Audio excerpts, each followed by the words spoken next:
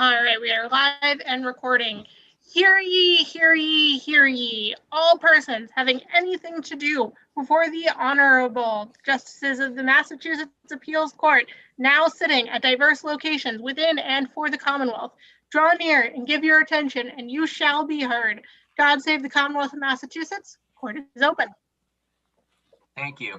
And good morning and welcome to the Massachusetts Appeals Court oral argument session for December 9, 2020. As you know, this argument is being held on Zoom and live streamed on the Appeals Court YouTube channel. We will follow the same rules and customs as in the physical courtroom, except feel free to remain seated while you're speaking if you prefer. Once we get going, the session clerk will display a countdown clock. Each side normally has 15 minutes to argue, although I understand that the child and DCF are splitting their time 8 minutes, 7 minutes today. But only one advocate will speak at a time, and the session clerk will mute the other advocates until it's their time to speak. But remember, we can still see you, so please keep your reactions to a minimum. The proceeding is being recorded and archived and will be accessible to the public. As you know, this is a DCF case and it's impounded, so let's use pseudonyms to refer to, or descriptions to refer to the party. So in this case, I think we have there's a 9-year-old son and a 6-year-old daughter, and maybe we could just refer to them as the son and the daughter. As always, we've read your briefs and we're familiar with the case. So calling the first case, it's Department of Children and Families versus Mother 20P5. And Attorney Blanchette, you represent the mother in this case. Good morning, Your Honors. May it please the court, I'm Madeline Blanchette, and I represent the mother in this matter. While this case might appear to pose the question, how long does DCF have to provide reunification services? In fact, this court is spared that analysis because by DCF's clear record, they never provided mother an opportunity to reunify with her baby daughter. Your Honors, the timeline is important in this case. The child was born in May 2014. Within 2 or 3 days, DCF came and took temporary custody of the child. And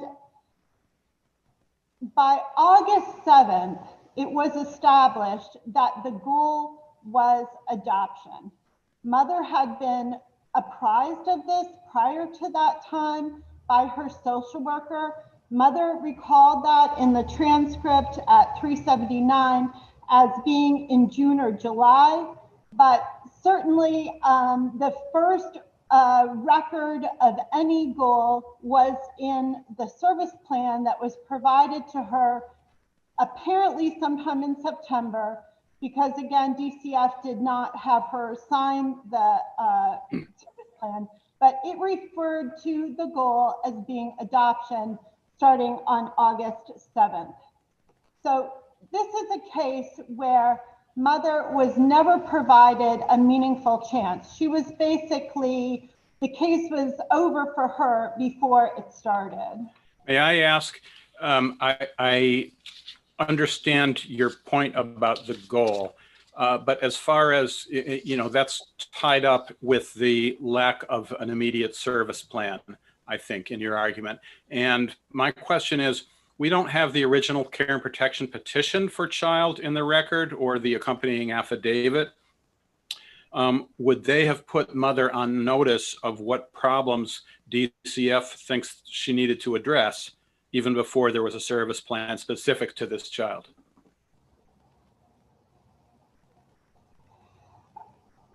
Your Honor, that is an interesting question. It was not put into the exhibits by DCF. I think that it is similar to my sister's point in her brief, asking this court to infer that mother somehow knew what she was supposed to do. And my point is this: DCF went into a maternity ward and took a breastfeeding child from a mother. After that, they essentially went into a wait and see period. And by the time that they provided her with anything that complied with their regulations of a service plan, it was a fait accompli. It was already adoption. So I would say that this is so important that this panel fix this situation where DCF has lowered the bar so far in terms of what notice or what pathway to reunification that a parent is provided. Can I ask you to respond? Can I ask you to respond? The DCF in its brief argues that actually there was concurrent planning going on. And in fact, I mean, first, as a threshold question, what were there service plans with respect to the older child? Your Honor, there was a service plan as to the older child, and then by DCF's clear regulations, within 30 days of the new child being born, they were to issue a emergency or addendum to the service plan that referred to this child. That did not happen. So, okay, but then the second. Okay, thank you for that. The second question then is that it's in the brief and there's testimony at trial as well that it was always open to the mother that they might switch the goal back to reunification if she was showing progress. Your Honor, as to that question of concurrent planning, there is no, other than the unsubstantiated testimony of the social worker that she allegedly told my client that there was concurrent planning. There is nothing in this record that says that concurrent planning was happening. And DCF was able to find no reference to that. In fact, in their regulations that discuss concurrent planning, it says that goal has to be listed in the permanency plan. And in 6 permanency plans that were submitted in the pendency of this case, the only goal that was ever listed was adoption. And each time when the lower court reviewed the plans, they found that the DCF had made reasonable efforts towards the goal of adoption. So, this leads me to another question. There was a permanency hearing on July 31st of 2015, if I read the docket correctly. That was the first one. And DCF filed a permanency plan with adoption as a goal. According to the docket sheet, it was filed and approved, but we don't have either that plan or any order the judge might have issued in the record appendix. Would that plan have addressed anything about, and I think it's supposed to under section 29B, about DCF's consideration of reunification and why it wasn't pursuing it at that point? Your Honor, one of my arguments in this case is ineffective assistance of counsel. And so counsel in this case, trial counsel, submitted no exhibits on behalf of mother. So the only exhibits that are in the record are exhibits presented by DCF. So okay. DCF did well, not provide that. What I would ask, and I guess all parties, is to take a look at the permanency plan that was submitted, which I assume is available to you, although it's not in the record appendix, and also the original C&P petition in the affidavit. And if it's helpful to your case, in fact, it might be wise for one of you to submit those regardless, so you don't have to make a judgment about whether it's helpful to your case. And as well as any order the judge issued on July 31st of 15 regarding approving that first permanency plan.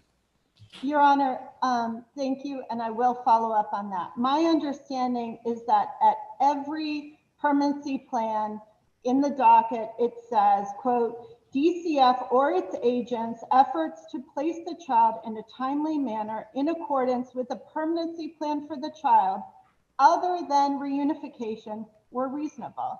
So that is in the docket on pages 1, 8, 11, 12, and 18. So I assume, Your Honor, that that would have covered that first permanency hearing since it's on the first page of the docket.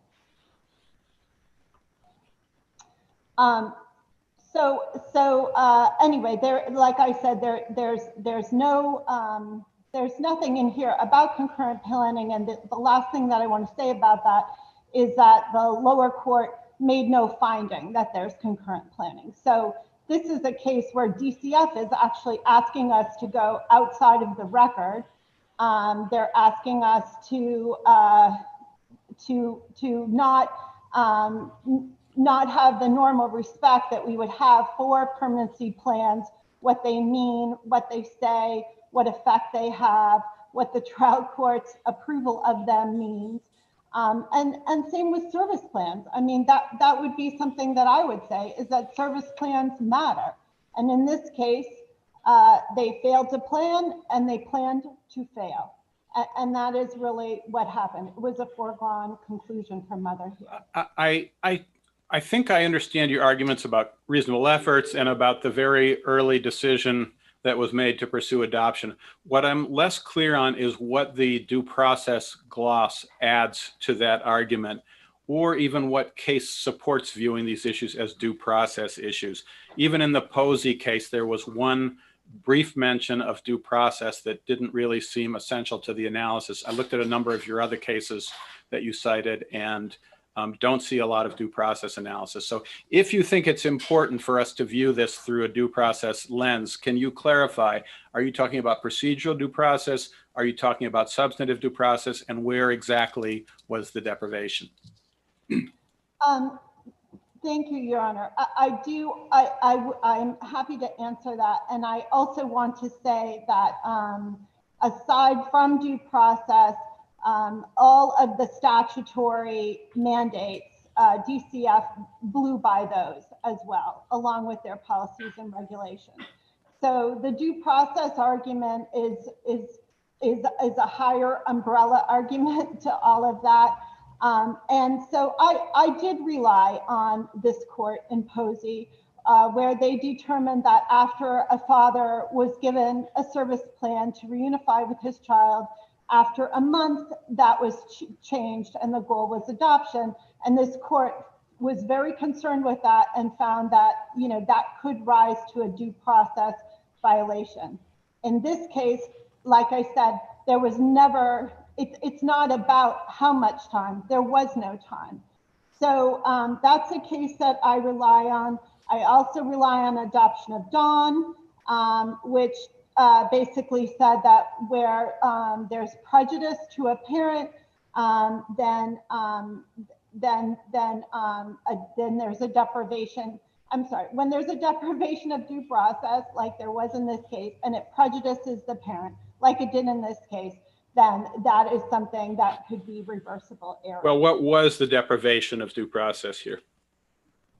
In this case, the deprivation of due process was that they used their extraordinary state power to remove the child, and then they swept aside all of her reasonable pathway to reunify, which is codified both in their statutory mandates, all the way through their policies, and all the way through their regulations.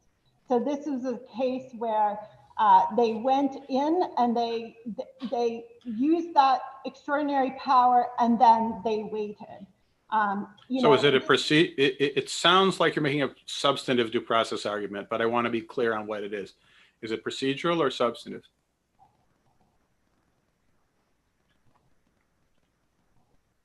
I would argue that it's both, Your Honor. I would argue that it's both.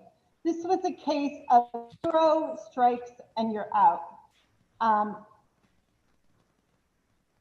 Although, I mean, I mean, I understand your failed to plan to fail argument, but this is a mother that DCF was involved with her since from before the time this child was born and throughout the time the child was born. She had a caseworker for it was like 4 years, right? So I mean, is it really fair to say they didn't make any efforts? Your Honor, mother's rights here, it doesn't travel by the family. She doesn't have just like a one-shot right with one child. it all refreshed when she had a new child. She again had rights she had rights for them to make reasonable efforts for her to reunify with her child. And I think you bring up a really good point, which is why I think it's so important for this panel to act in this case, which is that for DCF, they're always going to have the pressure of expediency, of efficiency, and that's what drove this case. They basically did a 2-for-1 and established the goal for the older child and the younger child as adoption at the same time. And for them to lower that bar so far that a parent cannot squeeze under.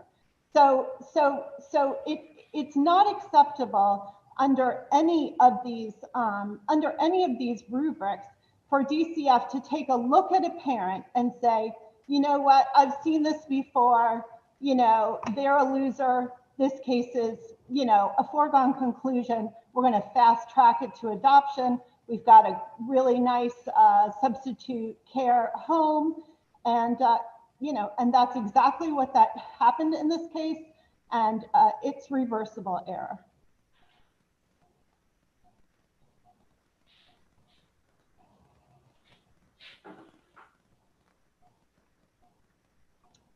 Well, any other questions? Seeing none, do you want to sum up or?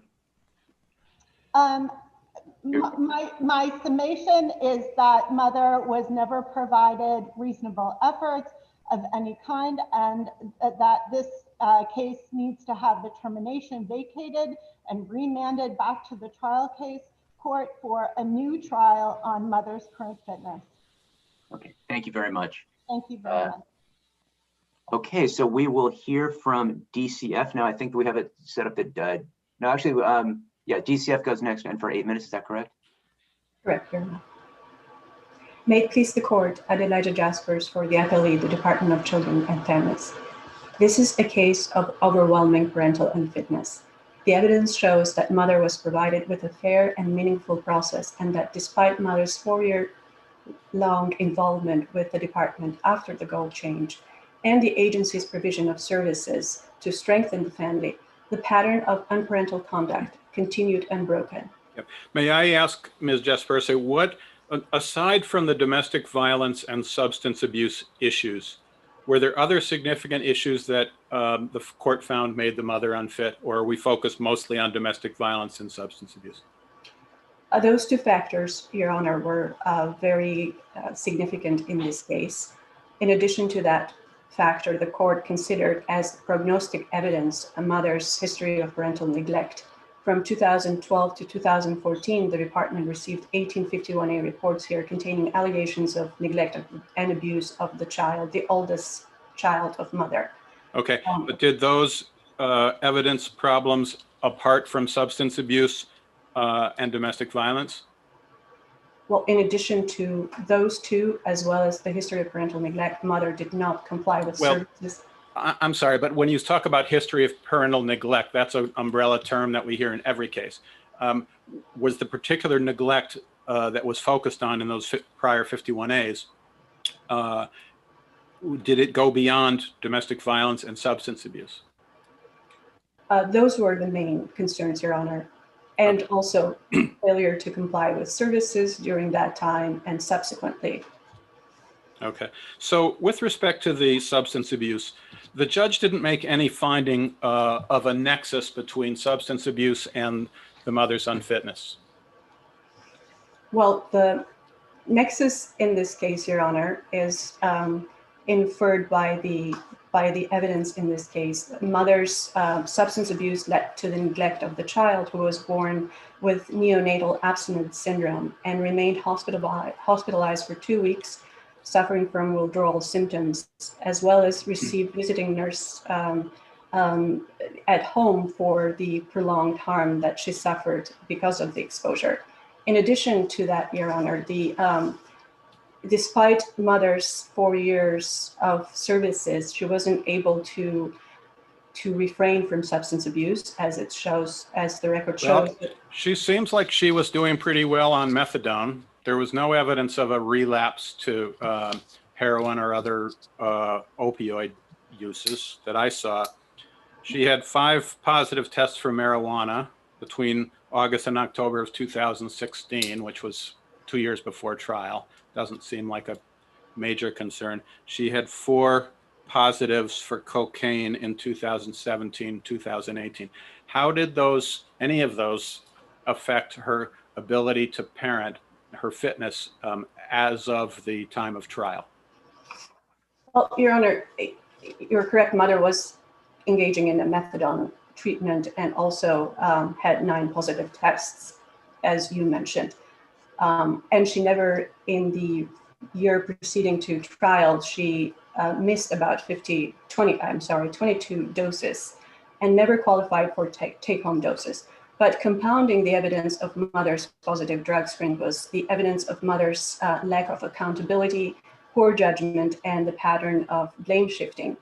Even though the court did not credit her statement under oath, which was that father had put cocaine in her coffee or lip balm, the court nonetheless found in conclusion 1, even if mother truly believed that father was the cause of this positive results, her decision to remain with him seriously calls into question her judgment and ability to understand the dangers of her situation.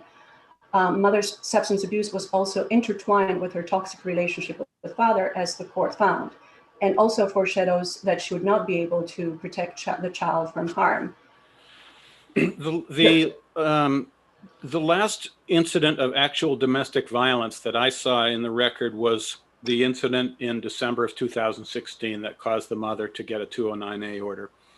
Since then, what father has been doing and what prompted the mother to obtain several 209A orders was really more like harassment, as far as I could tell. So as of the time of trial, what's the evidence that there was domestic violence that would have threatened the child if the child and the mother were reunited? Well, Your Honor, in the totality of the evidence that the court considered here is that this was a serious domestic violence situation that was replete with violent occurrences accompanied by police involvement, but also 4 restraining orders, and the 4th restraining order occurred in 2018. Was there any physical threat or actual abuse of the mother at any time after December 2016? There were several threats that the father had made to mother. Threats to her bank account, threats to call the nursing board. What I'm asking about is domestic violence, threats to harm her physically. Your Honor, so the threats, mother testified that she was in constant fear of father.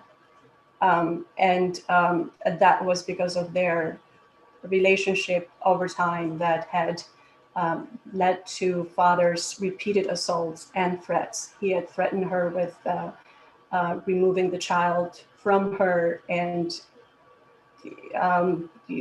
drugging her as well as the mother claimed at trial. So this, as importantly, Your Honor, regarding the domestic violence issue, mother to make any efforts to gain any insight into the issue of domestic violence. She did not engage in any domestic violence services. She did not feel that these services were helpful to her, despite the violent relationship with repeated police involvement and the fact that her oldest son had been exposed to the grievous harm of domestic violence.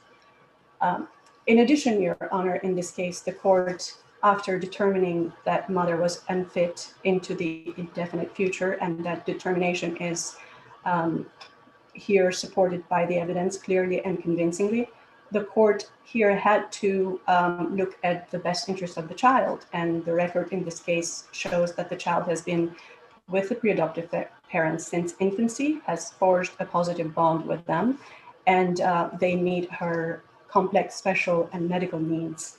She suffers from multiple... Let me stop you there. Isn't that partly due to the fact that the department gave up on reunification from the beginning? No, Your Honor, that is not the reason. It is because mother wasn't able to ameliorate her parental deficit despite having 4 years at her disposal to do so. If I may if I may address. Yes. Is there, I want another question that Mother's Counsel raised. Is there any evidence of concurrent planning on the record? Well, Your Honor, as you mentioned, the social worker DARYN here testified that she had told Mother that the department, despite the goal change, was concurrently planning for her.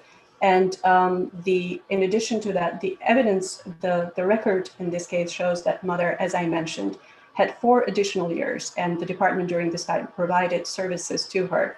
The department provided the ongoing social worker 8 service plans and made referrals to domestic violence services that Mother ignored and other services. Mother was also provided with visitation throughout this time. And even if assuming for the sake of the argument that the department proceeded swiftly to the goal change, that issue was cured because Mother had this additional 4 years ample time during which she could show progress, but unfortunately she wasn't able to do so adequately. And I know that my time has expired. If there are no further questions, I'd like to conclude that this court should affirm the decision of the trial court in all respects. The child deserves. Thank you. Are there any further questions?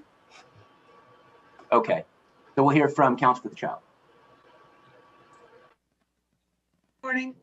May it please the court, Lily Lockhart for the appellee child. Now, Mother's counsel referred to this as being expedited or fast-tracked, but in fact, Mother in this case had 4 years to work towards reunification. And during that time, it was her who failed to address her issues of substance use and domestic violence. As counsel for the department has mentioned, Mother was provided with service plans, and she had an ongoing social worker through this continuous time, as well as actually for a total of 8 years, predating back to her older child.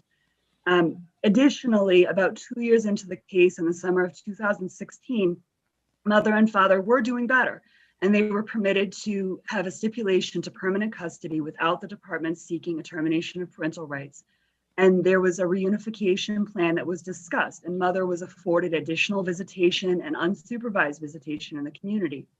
But by December of that same year, after Mother had identified that she knew that Father had relapsed, that he was behaving erratically, and that she had concerns, she still offered to give him a ride. She brought him back to her house, and yet another domestic violence incident ensued, where she had to call the police and sought a restraining order, which she subsequently vacated.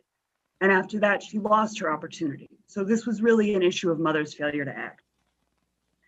During these— Has there been any actual— Sorry. Has there been any actual domestic violence since that December 2016 incident? So I think that there was an incident where Father did steal her car. I don't know that there's any allegations that he physically assaulted her during that, but he did steal her car. And I would point to the fact that domestic violence is not just about physically hitting somebody, it's emotional, it's control of finances, it's manipulating someone. And furthermore, as counsel for the department pointed out, Mother did seek and obtain a restraining order immediately preceding the trial. And in order to do that, Mother had to submit a statement to the court under the pains and penalties of perjury that she was at imminent fear of physical harm. Well, we don't quite know what she submitted. We know that we got an order, but what she testified to was really in the nature of harassment by the father, that he was threatening to call the nursing board or threatening to call DCF, or he was messing with her finances, things like that. So one could argue that the mother, through a combination of restraining orders and modifications of them over time, was keeping the father at bay. I think that given the amount of time that had gone by, and again, looking back to Mother's prior involvement with her older child, the court had 8 years of history to consider with Mother. And as the court is entitled to take that into consideration and use it for the prognostic value that it has, and make a prediction that this was a fairly recent change in Mother's MO as far as her keeping Father at bay. Furthermore, she was not even able to finalize a divorce against a man who she was saying was harassing her, physically abusing her, planting drugs in her coffee or her lip gloss, doing all of these things to her. So I think that it was reasonable for the court to make a conclusion that this was not a lasting change. Furthermore, during this period of time, this child was in a foster home where she was bonding to the foster family and where the foster family was meeting her very significant special needs. This child was born with neonatal abstinence syndrome due to mother's substance use. She left the hospital with visiting nurses. She was quickly evaluated and found eligible for early intervention due to gross motor delays. I see, I'm sorry to interrupt, but I see that the judge in his conclusions of law regarding factors 6 and 7, the judge for factor 6, for example, said, there is no indication mother will be able to fully provide for child's complicated needs, despite mother's consistent visitation. For factor 7, the judge said, there's nothing to indicate that mother is fully prepared to handle parenting. That seems to me like shifting the burden to mother to show that she was able to deal with the child's special needs. There was no evidence that she was not able to, probably primarily because she had never been given an opportunity to do so. So how much weight can we give the judge's reliance on those factors? So it certainly was, I think, the case that mother did okay at her visits. And, you know, she did have limited opportunities due to the child being removed early. However, she was afforded this opportunity in 2016 to have increased visitation, to have visits in the community. And while there were no specific issues with those incidents, she lost that opportunity and that expanded visitation because of her own actions and allowing more domestic violence incidents to happen. In general, the department and the parents have to meet each other halfway. The parents have an obligation. So the case was completely over in December of 2016. There was nothing the mother that could do after that. I mean, I think at that point she could have followed through with a restraining order. She could have, in fact, divorced father. She could have maintained her sobriety. She could have done any of those things, but she did not. And that's why the department did not revisit the issues of reunification and, in fact, moved for a review and redetermination trial seeking a termination of parental rights. This child did have. Is there any indication that the department was considering reunification at that point? I mean, I thought, as you said, the parents stipulated to permanent custody. So both social worker DARYN and mother testified to the fact that that stipulation to permanent custody was part of a larger negotiation where mother was being given a specific opportunity. Mother and father were doing better at that time, and they were being given a specific opportunity to try to work towards reunification. Was it reunification or was it just more visitation? I didn't see it referenced to reunification. It's not in the court's findings, but it is in the testimony of both social worker DARYN and mother. And I think mother actually referenced that they had scheduled it for a court date in January, which would have been 6 months later, the review and redetermination timeline, where they were going to revisit the issue, and that the idea was that it was not just increased visitation, it was a path to reunification. So that's in the testimony as far as that. Do you know where? I do not have the reference off the top of my head, but I could pull it out of my brief. I believe that I have it referenced in my brief. If it's in your brief, we'll find it, yeah. If there are no further questions, at this point, the child would request that the decree is affirmed, and I would rely on my brief for anything further. Seeing none, thank you all. Excellent presentation, very tough case, and we'll take it under advisement. All right, we are live and recording. Great, thank you. So good morning, counsel, and welcome to the Appeals Court oral argument session for December 9, 2020. As you know, the argument is being held on Zoom and live streamed on the Appeals Court YouTube channel. We'll follow the same rules and customs as in the physical courtroom, except you may remain seated if you prefer. Once we get going, the session clerk will display a countdown clock. Each side has 15 minutes to argue and there's no rebuttal. Only one advocate will speak at a time. The other one will be muted while the other one is speaking. But remember, we can still see you, so please keep your reactions to a minimum because that can be distracting. The proceeding is being recorded and archived, and so it's accessible now and will be accessible in the future to the public.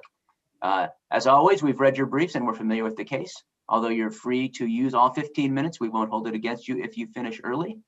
And with that, I'll call this case, which is 19P 1055, Commonwealth versus DARYN Samson. And Attorney Gauthier representing the defendant. Yes, Your Honors. May it please the court. My name is Edward Gauthier, and I'm here today representing DARYN Samson.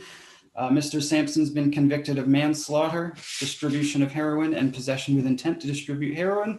And the Commonwealth's theory was that he and Ms. Aroyo, who is the co-defendant, distributed drugs to the decedent. The first issue we have is the motion to suppress the cell phone, and I'd like to address some of the points made in the Commonwealth's brief. The Commonwealth argues that the text messages between the decedent, the co-defendant, and Mr. Samson would be otherwise admissible because they were first located on their cell phones prior to obtaining the warrant for Mr. Samson's cell phone. And there's two pieces of evidence here. There's the text messages themselves, which have evidentiary value, but the evidentiary value is limited because all it says in the text messages is it's DARYN under the co-defendant's list of contacts. The evidence that the Commonwealth had by seizing the cell phone was the additional evidence that the phone to and from which the text messages were coming was seized from the defendant's person the night before the decedent overdosed. So it does have evidentiary value above and beyond the text messages. The second point that the Commonwealth makes is that the delay should be treated by focusing on that the phone was seized pursuant to a warrant. We'd ask that you reject that analysis and find that for purposes of delay, it was a warrantless seizure. The reason the police get perhaps additional time to conduct searches of items seized pursuant to a warrant is because a clerk magistrate has already determined that there's probable cause to seize the item. In this case, it was an all persons present warrant, which allowed them to seize anything and everything without probable cause or reasonable suspicion. And third, I understand my co-defendant is also arguing this point, and the court needs to decide whether the police need probable cause for the particular phone that they're seizing and searching, or probable cause for phones generally. And I believe the Commonwealth is arguing that because phones are used in the drug business, that there's evidence that phones were used in this case, it provides probable cause for phones generally. Well, I don't think that's what they're arguing. I think that they're arguing that by looking at the co-defendant's phone, they found that she was specifically texting about drug dealing with DARYN, so that gave them probable cause to believe that the phone that they seized from DARYN would include those communications. That seems to me that's pretty particularized. Well, the issue in the case is the Commonwealth or the police had probable cause to believe that Ms. Aroyo and Mr. Samson were communicating via cell phone. We don't feel that they provided probable cause to believe that the particular cell phone that was seized from Mr. Samson that day was a cell phone to and from which the communications were made. Well, how would they ever know and which phone of the phones that he might have is the one that he's talking on? Well, if that's the case, then it would open up the door for the prosecutor, for the police to seize every electronic device that a defendant may have. He could have multiple cell phones, he could have tablets, he could have computers that make phone calls. If all the standard is probable cause, and in this case, they actually were able to use text messages to determine the phone. However, when they applied for the warrant, Mr. Samson had a phone with a different number. Is there probable cause to believe that phone contains evidence of a crime because they're in a conspiracy together? Tell me that thing about the different number. The Commonwealth seems to say that there was a typo in the judge's order, but they actually didn't seek a particular number. They sought to search the particular phone that they had seized. They did. The typographical error was made by the police. The police logged in the phone as a particular phone with a particular number, And my understanding is that they were unsure if that was the phone with the connection to the texts from Ms. Aroyo. She was texting one number, but the number of the phone that the police had at the police station was a different number. That's my understanding of. Is there any evidence that this 9394 phone was ever seized or searched? No, the only phone attributable to the defendant that was seized and searched was the phone that was taken from him the day that the police executed the warrant. I imagine the Commonwealth might argue that they could be the same phone, but the evidence, there is no evidence in the record that they are the same phone. That's the 5437 phone? Yes, Your Honor. Regarding the Frank's Amaral issue. I have a question on the first issue. Yes, Your Honor. Under Arthur, let's assume that police seized a phone from your client and for whatever reason, they could never get into it. They just had a phone. Would that be something that the police will be obligated to hold on to because they seized it pursuant to a warrant until trial under Arthur and 276-3? Well, the prosecution retains the phone. However, there was nothing in the record that there was any effort to return the phone to the lawful owner of the phone prior to the execution. Or the execution of the warrant took place a month later. The execution of the third warrant. Of the warrant on my client's phone. The Commonwealth concedes in its brief that when they seized my client's phone, they did not have probable cause to search the phone, nor did they have probable cause to seize the phone. Well, couldn't they have seized it incident to arrest of your client once he admitted to owning the drugs in the bathroom? Once he was brought into the apartment and admitted those were his drugs, then it would have been at that point appropriate to place him under arrest. And to seize his phone incident to that arrest? That would be a seizure incident to arrest, correct. And if there was evidence on his phone that he'd bought those drugs from someone other than Ms. ROLON-ARROYO, then evidence on his phone would be exculpatory as to her. If there was exculpatory, yes, it could have been. That is correct. Sorry, continue. Oh, thank you, Your Honor. Regarding the Frank's Amaral issue, the trial court ruled that there was no entitlement to a hearing. Page 73 of the record appendix contains the police report that deals with the execution of the warrant. And in paragraph 2 and 3, I think the only fair reading, especially of the statements of Detective Freeman, prior to the execution of this warrant, they were aware of DARYN Samson and his presence in that apartment and that he lived there. And we've argued that the all persons present portion of the warrant allowing the search of anybody present should not apply to him because there is a particularity requirement when you're searching and seizing evidence from an individual who is known to reside. And at the point that this warrant was executed, according to the material submitted to the court, the police had no idea that Mr. Samson was involved in this selling of narcotics. So looking at that police report, it's dated February 9th. And although it's not clear from me whether it was actually written on February 9th or it's describing what happened on February 9th. Execution of search warrant on Tuesday, February 9th, we executed a search warrant. In the second paragraph, DARYN Samson was identified through our investigation as someone who lives at 43 Washington. Why isn't that referring to what they just learned as opposed to previously? Well, if you read the detective says over the radio that this is DARYN Samson. They knew who he was before the execution of the warrant because you can tell from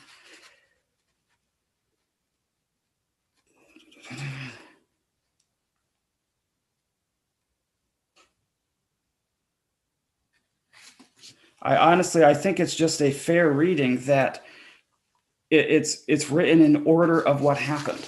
And what happened first is they assembled.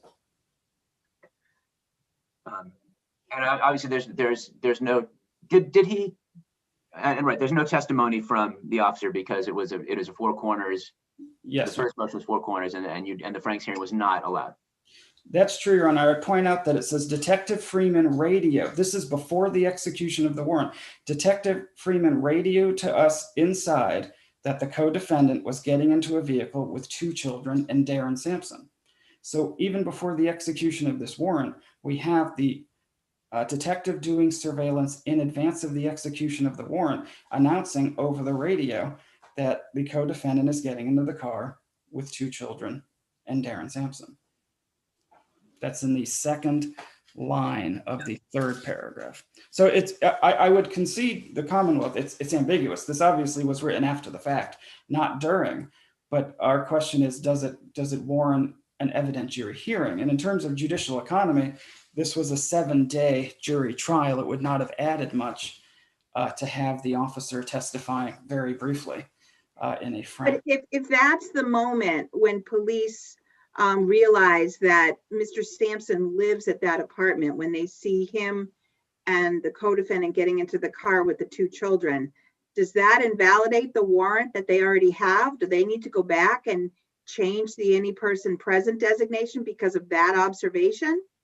Well, I'm not saying that exactly. However, if they at that point knew he lived there from their observations, then why would they be searching him pursuant to an any person's presence clause? Perhaps the police, when they identify facts, even after the search warrant is issued, they can identify that the all persons present warrant doesn't apply to him because he lives there, and not search him pursuant to the warrant. I think we can ask that of the police. How certain do the police have to be that he lives there in order to be required to put his name on the warrant? They should have, I mean, if they knew him, he should have at least been referenced in the warrant. What if they have a hunch? Well, the problem, Your Honor, is we don't know, because we're not arguing right now that the motions should have been suppressed because of this possible omission. We're simply asking for the opportunity to investigate it. Just to have the officer take the stand and say, okay, when you applied for the warrant, what did you know about Mr. Samson residing at that address? If you knew he was there, why did you ask for an all persons present warrant? If you knew he lived there when you executed the warrant, why did you treat it as an all persons present warrant, knowing that he lived there? We're not saying that we're definitively entitled to relief. We're simply asking for the hearing and the opportunity to explore it. May I ask you a question about your severance argument? Yes, Your Honor. The Commonwealth responds that Aroyo didn't have the sole defense that the defendant supplied the victim the heroin, but that the defendant also argued the victim could have obtained it from a third party. And Aroyo, in her closing, suggested that the victim could have died from other drugs found in her system. So those, to me, don't seem like mutually antagonistic, pointing the finger defenses. Well, one of the defenses for the defendant and one of the defenses for the co-defendant absolutely was the other. Right, but is that enough? I thought the standard was where the sole defense of each is the guilt of the other. I understand that's the standard, but in this case, let's be honest, those other defenses are not borne out in any way by the evidence. The idea that she didn't die of the heroin overdose from Aroyo's perspective, those were arguments that were made. But in reality, the only actual argument based on the aggregate, the totality of the evidence in this case, the only reasonable argument is that the co-defendant did it. We argue many things in our trials, but in this case, pointing the finger at the co-defendant, given the wealth of the text messages, was really the only rational and likely victorious argument. I have a question about the substitute medical examiner issue. Yes, Your Honor. I understand that you take issue with the fact that the substitute medical examiner testified that the in-person medical examiner made a finding in the autopsy report that the decedent's lungs were heavy. If trial defense counsel had objected, is there a possibility that the substitute medical examiner could have testified to what a normal weight for lungs is, and there might have been evidence of photographs of the lungs, or a trooper present at the autopsy to testify to what lungs, the weight of the lungs actually was? In other words, there might have been more graphic evidence that would have been introduced had trial counsel objected about the lungs. That is possible, Your Honor. However, I don't know. And the standard is substantial risk of a miscarriage. Yes, Your Honor. I want to just follow up one more on the severance. So, I mean, I understand that it was important. Your best defense was to say, I didn't do it, she did it. But would the jury have to convict her to acquit your client?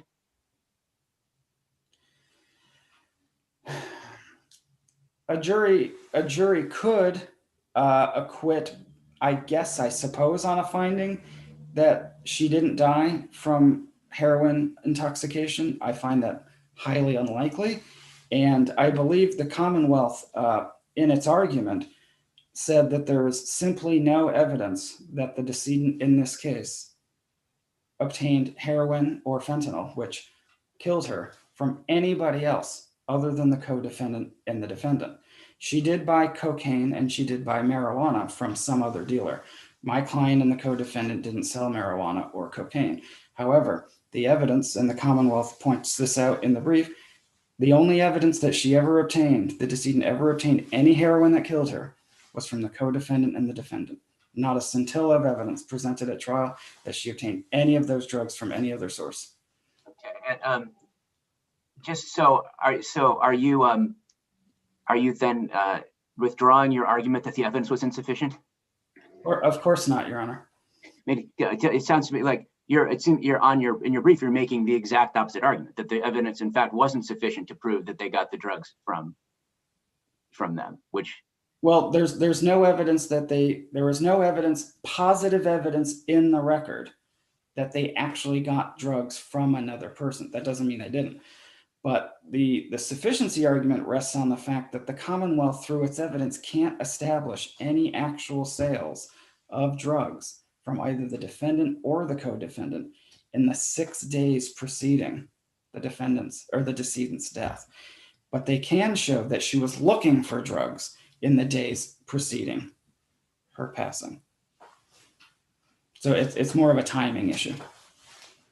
There is no actual evidence outside of these two defendants at trial that drugs were actually supplied, heroin in particular was actually supplied to the decedent. Thank you. Any other questions? Well, so your time is expired, so we'll leave it at that. Thank you. Thank you, Your Honor. We'll hear from the ADA. Thank you. May it please the court, David Shepard Brick on behalf of the Commonwealth. So what I would address the defendant's last point first. The chemical composition of both the drugs found in the apartment belonging to Mr. Samson and Ms. ROLON-ARROYO chemically matched exactly the same. The bags found next to the victim and were nearly identical. The bag found on her at autopsy, they weren't able to quantify the amount of heroin because it was residue, but it did have the same exact additives. Is that as the Bugatti? Yes, that's the Bugatti. And so there was point out an error in my brief where I said that the bag of residue had 20% purity. They were not able to determine that in a bag of residue. But they were as to the other bags of Bugatti that were in the victim's bedroom. On the defendant's severance argument, there's some language in Cordiero where the court says you get severance when the only realistic escape for either defendant was to blame the other. And that's simply not the case here. As I pointed out in my brief, there were several other opportunities and which Ms. ROLON-ARROYO pursued, including the fact that her heroin didn't cause, or that heroin didn't cause the victim's death. But what I would also say is that it's a very high standard for the defendant to overcome, because I would say this case is analogous to Commonwealth versus Stewart, cited in the Commonwealth's brief. In that case, there was evidence that both defendants fired weapons at the victim. And I would suggest that metaphorically here, you have evidence that both of these defendants were actively selling heroin to the victim, and that both defendants were engaged in a joint venture. It was very clear that Ms. ROLON-ARROYO was calling the shots, if you will, but that Mr. Samson and she were actively participating together to sell narcotics to the victim. I'm wondering, you mentioned the Cordero case. I'm wondering if you could explain it to me. You also cite a part where it says, even if it was mutually antagonistic, there's no prejudice if there's eyewitness testimony and other evidence. What I know it says that. Can you explain to me what the rationale for that is? Well, I mean, I think what the court is getting at there is that when the evidence in the case is such that there's no, realistic pointing of fingers. Where you in Moran, you have this sort of somebody hit the victim and killed them, but it wasn't clear that it was more than one. In Cordero, what you have is eyewitness testimony that both defendants raped the victim, and you have the defendant's own statements admitting to doing certain acts. And here you have the text messages, which establish both the sale of the narcotics over a period of time. And I would suggest the text messages on the day before the victim died, she was looking to purchase. She texted Samson. Samson says, ROLON-ARROYO is upstairs, and 5 minutes later she texts back, I know. So I think given the past relationship of purchasing, I would suggest that's a reasonable inference there. But in terms of what Cordero is saying is, where you're getting that sort of, you have to point the finger. It's unclear whether both of them did it. It's unclear whether they're independent acts that could convict each defendant. That's when you absolutely have to sever the cases. That's at least my reading of it. I would jump next to the suppression issue. I take Justice Grant's point that we seized this pursuant to a warrant. We couldn't give it back. We had to hold on to it. And I think that's an important. I have a question for you on that. If one of the kids getting into the car had an iPad with them, could police have seized the little kid's iPad pursuant to the warrant? I mean, it does. I mean, based on the warrant as it was, you could potentially seize. I mean, it does say cellular. The warrant specifically identifies cellular devices, narcotics, currency, and a few other things. What I would say is that there are a number of cases where, particularly Commonwealth versus Perkins, where you have the 9 cell phones recovered in the defendant's apartment, and there's evidence of one of the police informants contacting the defendant on one cell phone. And in Perkins, the court said that's enough to search all 9 of those phones to see if there's contact between certain individuals and that phone. The court remanded as to whether or not you could search further. But in terms of the seizure issue, I would suggest you can seize every electronic device in a drug dealer's house until, and then you would have to apply for a separate warrant to actually search them. But in terms of the seizure, I'd say it was appropriate. On a similar vein, isn't the all persons present clause of the warrant, susceptible to a little bit of mischief there? Now we can get all electronic devices, even from the kids, and then we can get everybody in the vicinity. I mean, so did the police have probable cause that at this point on February 9th that Samson was involved with the co-defendant in drug dealing? It doesn't appear that they had that information. They were, I believe it was Detective Freeman had been surveilling the house all day.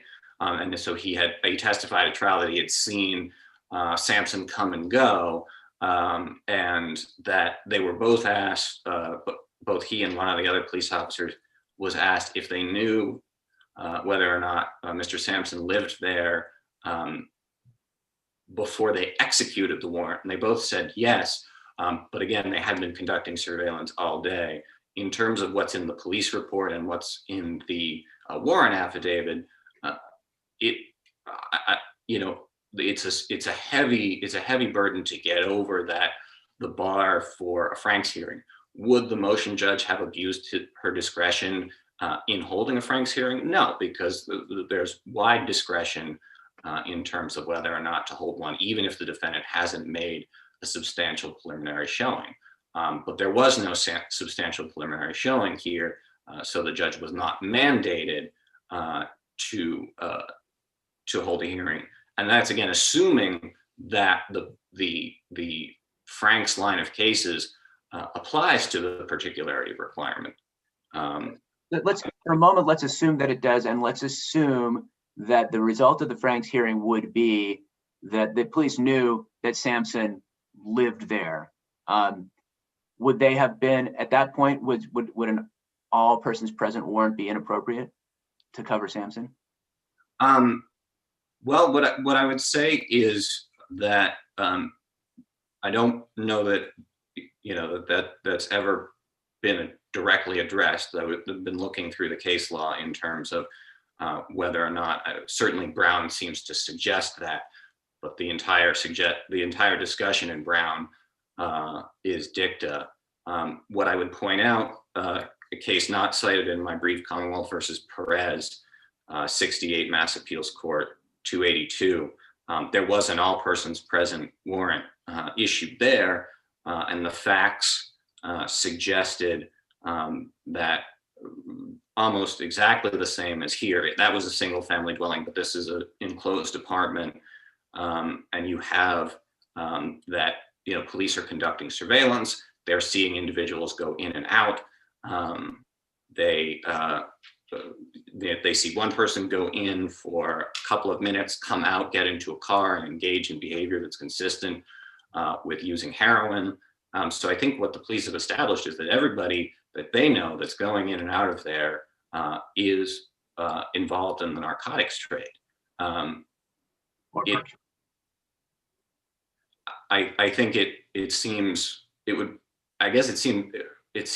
strange that the police would know he was living there and know that he was involved in the sale of narcotics, which is one of the things they say in their report after the fact, that he appears to be involved, but the extent of his involvement is unknown. It kind of stretches the imagination. Why would you not have included him specifically if you could have? And so I think the judge sort of made that leap to say, look, there's nothing in here that says they knew it. And as I argued in my brief, it doesn't make sense for them to leave it out. But I don't think it invalidates the search, because there is probable cause to believe that everyone going in and out of that apartment at the time, based on what the police knew at the time, was involved in the drug trade. If the defendant, if the seizure of the defendant's phone had to be suppressed, well, let me put it this way: was it prejudicial error not to suppress it, or would the result have been the same? Because according to you, the Commonwealth had all the texts from either the victim's phone or the co-defendant's phone. Right. So the Commonwealth had the victim's phone, the co-defendant's phone. The co-defendant's phone identified the contact as DARYN. I think the victim's phone identified him as D. Dirty. But if you look at all of those text messages, it's very clear that the individual who has that phone lives in that apartment. So the fact that the defendant argues now that, well, the police, being able to say, well, the phone we found on him contained all of those text messages, I would suggest the evidence that he was DARYN or D. Dirty was overwhelming, whether or not they had taken the text messages, whether they had not confirmed through the search that he was in fact that individual. So I would say, So do you need the fact that the defendant possesses a cell phone at trial to show, to dispel any reasonable doubt about whether the defendant actually sent and received those?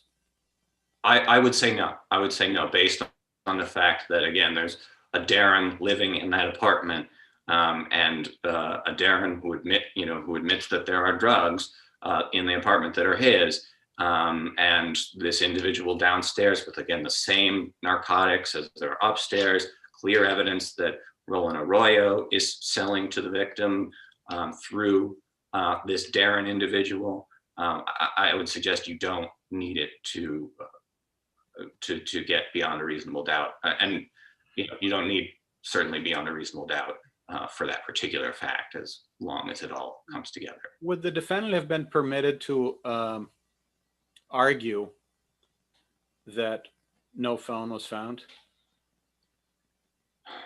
if it had been suppressed? If it had been suppressed,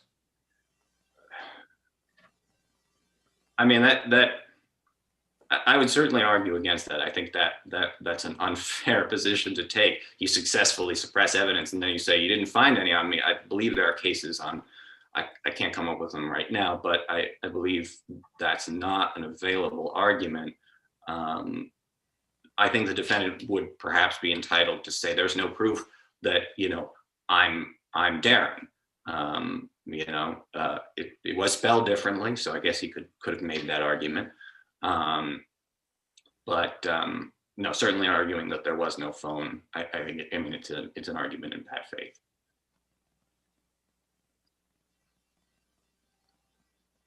I'm happy to address if the court has any other questions, or I can rest on my brief. Well, we'll see you in another 15 minutes, so we can ask you some more later. Yes. So, okay, thank you very much. Seeing no more questions, we'll take this case under advisement. And I think we're going to put you back into the waiting room. It might be a couple minutes before we get to the next case. Thank you, Attorney Gauthier. I've seen you before on a different variety of cases. Never seen you on a criminal case before. So, well done. Thank you, Your Honor.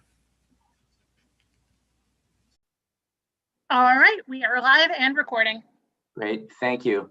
So, good morning again, Attorney Shepard-Brick, and welcome to the Appeals Court Oral Argument Session for December 9th.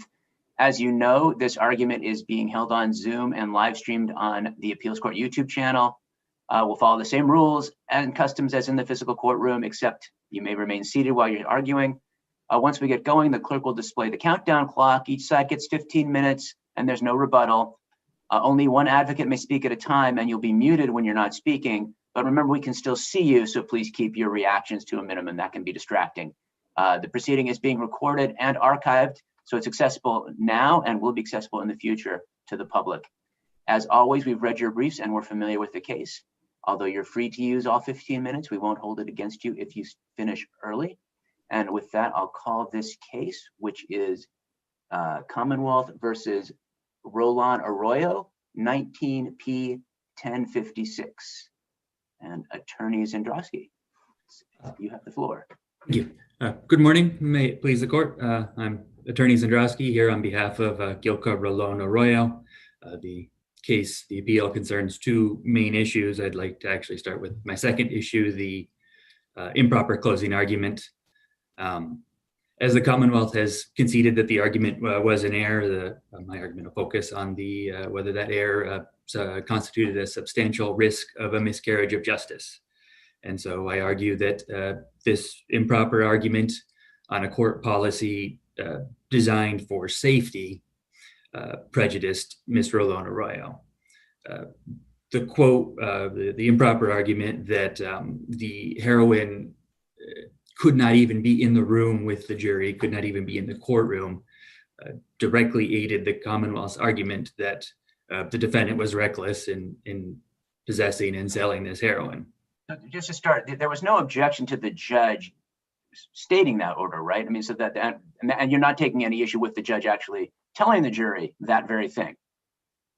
No, the judge's instruction on that fentanyl ban when the photographs were first introduced was, I believe, proper, and there was no objection.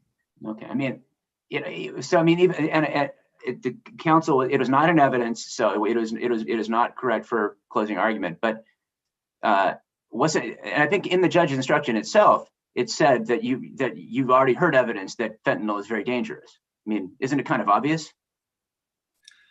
Well, it is obvious, I suppose, that maybe fentanyl is dangerous, but to the point that this substance is so dangerous that it can't even be present in the courtroom is, I think, beyond just an ordinary level of this as a dangerous substance, that it invites the jury to personally consider this substance's possible effect on them. What if there was a gun in evidence and bullets, and the prosecutor mentioned in closing that the jury would be allowed to only have one or the other in the deliberation room at a time? Would that be prejudicial? That's a good question.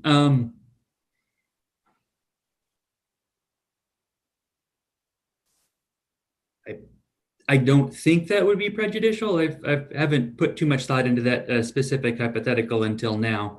I would argue that it is different than the circumstance that we have here, where kind of the substance in and of itself is inherently dangerous. And with a bullet and guns, it's sort of the combination of the two. And so then they've rendered that safe. And also there's no specific court policy, I don't think, about having the firearm. I have a question about the court policy that's in the addendum to your brief. Where is that from? Because I don't see any signature of a judge or any exhibit sticker or even any internet address. I did pull it. Yeah, that is true. It wasn't in evidence. It wasn't introduced as an exhibit in ID. It was from the initial the order, the posting from the trial court. Because the Commonwealth moved in limine for an instruction to use photos instead of the fentanyl itself, and for an instruction, but we don't have that motion in limine in the record appendix. Is that where it's from? It is. I don't believe it's from. I believe I researched that independently. I didn't include it in the appendix.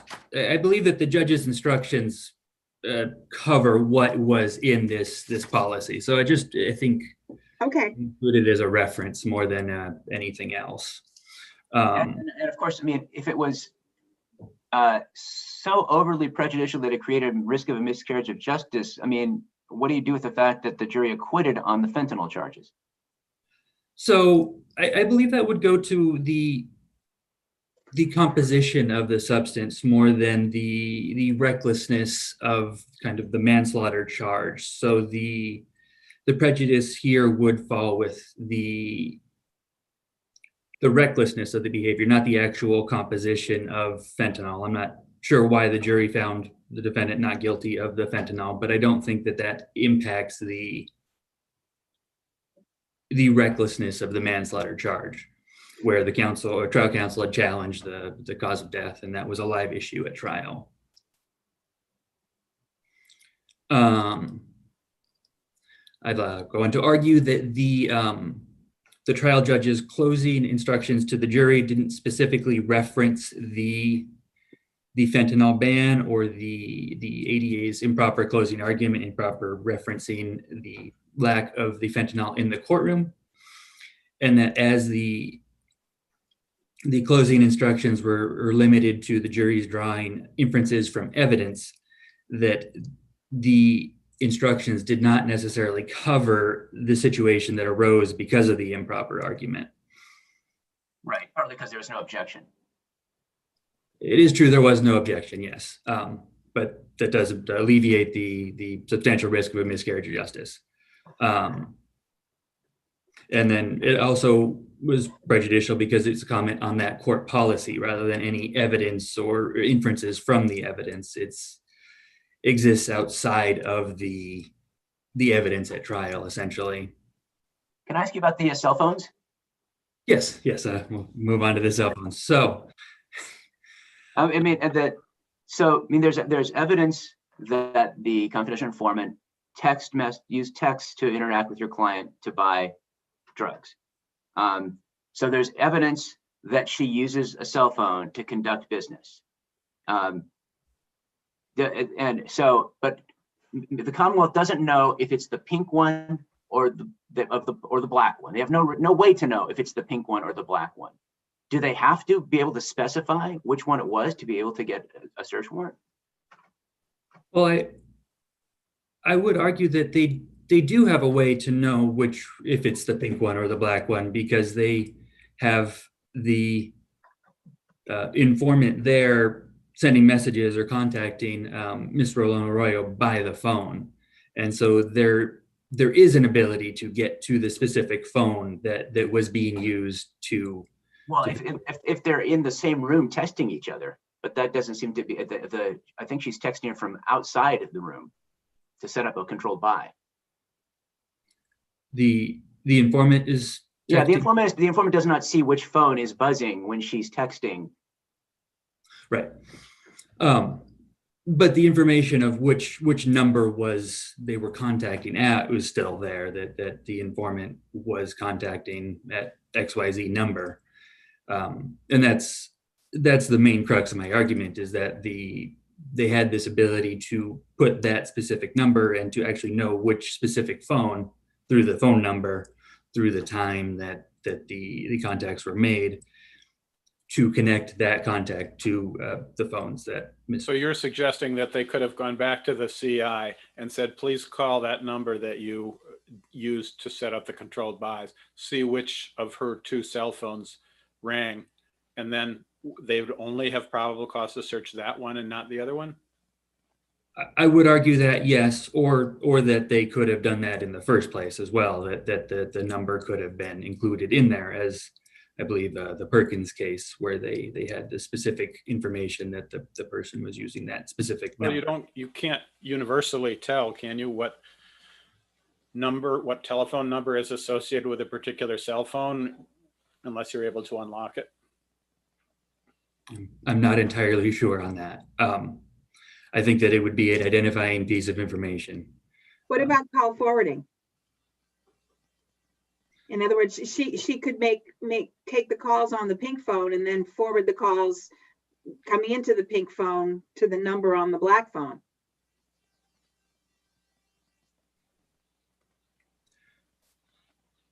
Well, I think then that might be information that would be uncovered in the search of the initial phone whose numbers were being forwarded. That then perhaps, if that was the case, the police would discover that the numbers were indeed being forwarded to another number, and then kind of start that process again to then obtain the probable cause to search the phone that was being forwarded to. So you can't, the police can't rely on generalized information that cell phones are ubiquitous, and so there's probably going to be evidence on it. But they've got evidence that a person is involved in drug dealing and making deals by cell phone, does that leave an inference that they might be using other devices as well? I mean, do they have to pinpoint every, and then there's, yeah. I don't think it necessarily would form an inference that they're using other devices, that they're using a cell phone, that they'd be necessarily using another cell phone or a computer or anything else. I wouldn't necessarily say that's a necessary inference. Let's say that the CI had placed the call to see which phone rang, and one of them rang. The police got a warrant to search that one. Would that have provided probable cause to search the other? Because one was her phone and one was Juice's phone, correct? I believe so, yes. Yeah. So is this an inevitable discovery situation? I don't think it would necessarily be an inevitable discovery situation, because it would, I think, depend on what then was found on the first phone that they would have had proper. Well, that's what I'm asking. I mean, you know the record better than we do, and which texts and calls were located on what phones. Would the information from the phone with which the CI had contact have linked it to and shown that there was evidence on the other phone? I guess in this case, it would be impossible to tell, because we don't know which phone the CI ever had contact with, or if it was even a phone involved in this case. So there's no way to separate those two phones, at least in the facts of this case, I believe. There are no further questions. I can rest on my brief. Seeing none, thank you very much. We'll hear from Attorney Shepard-Brick. Thank you. May it please the court. David Shepard-Brick on behalf of the Commonwealth. I would address the cell phone issue first. They, in the hypothetical just proposed, you would have, there was evidence on both of the cell phones that she was, so Ms. ROLON-ARROYO used both the Juice's phone and her personal cell phone to communicate with Mr. Samson about drug dealing. So whichever phone you searched first, if you searched one and found that she was talking on that one to Mr. Samson, you would then have Samson's phone, which you would then see was communicating with the other phone. So I would suggest that it's a longer walk, but I think it ultimately is inevitable.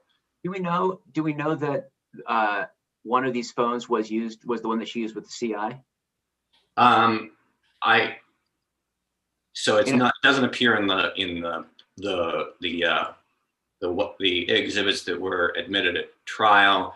I'm going to imagine that police were probably not keen on identifying which number that was, given the CI's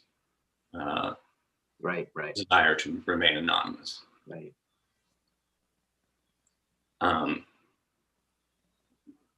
So why couldn't the police, without necessarily including that number in the search warrant affidavit, why couldn't the police just dial it at the scene and see which phone rings? They do that sometimes.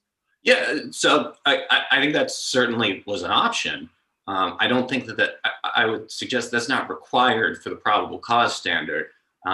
You have evidence that this individual is engaged in narcotics trafficking, narcotics sales, that she uses a cell phone for it.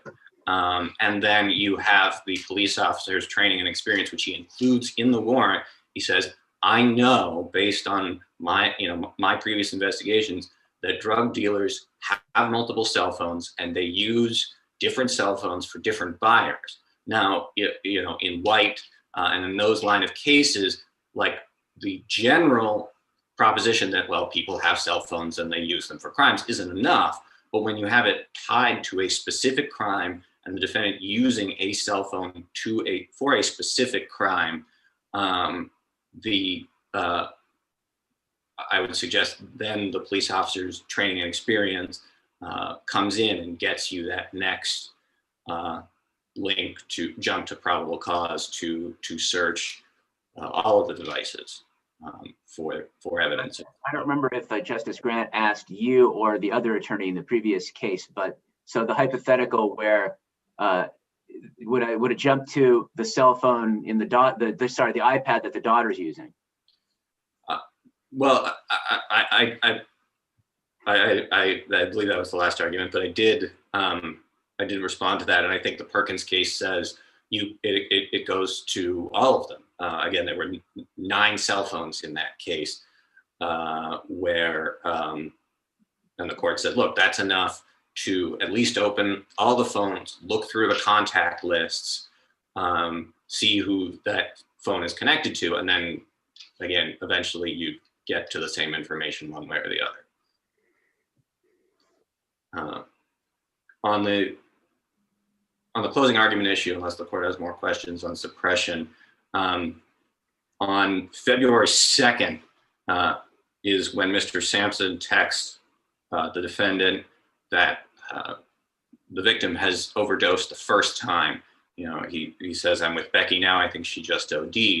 A day later, she blasts out a series of the same text messages advertising how strong her drugs are, and they stay in your system longer. And she compares them to American Gangster, which is another brand of drugs. And she has a conversation with a contact known as White Boy, and they talk about people overdosing and dying from American Gangster.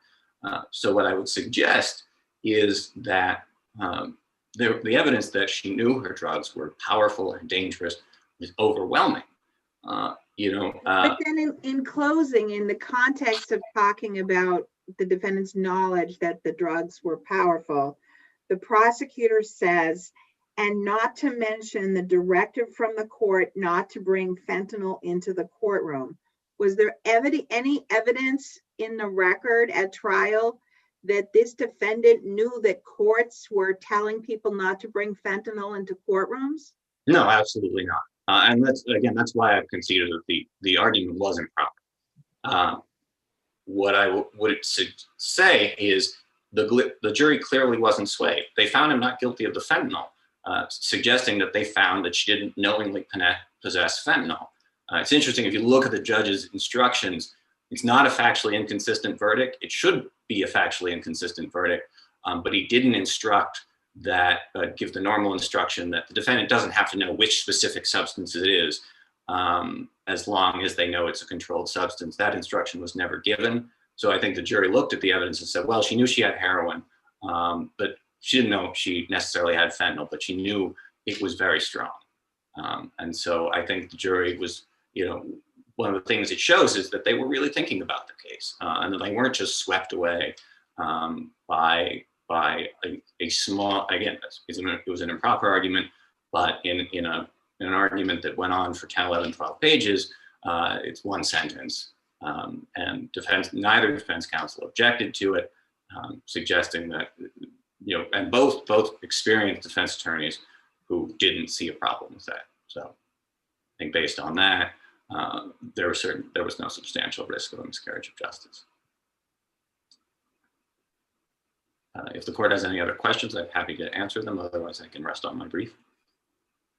Seeing none, thank you both very much, and we'll take the case under advisement.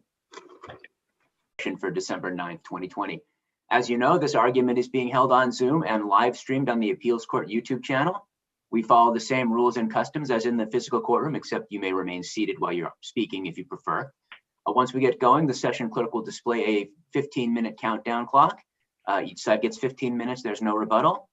Only one advocate will be able to speak at the time. The other will be muted, but remember, we can still see you. And we want to be able to see you to know you're still there. But so at the same time, please keep your reactions to a minimum because it can be distracting.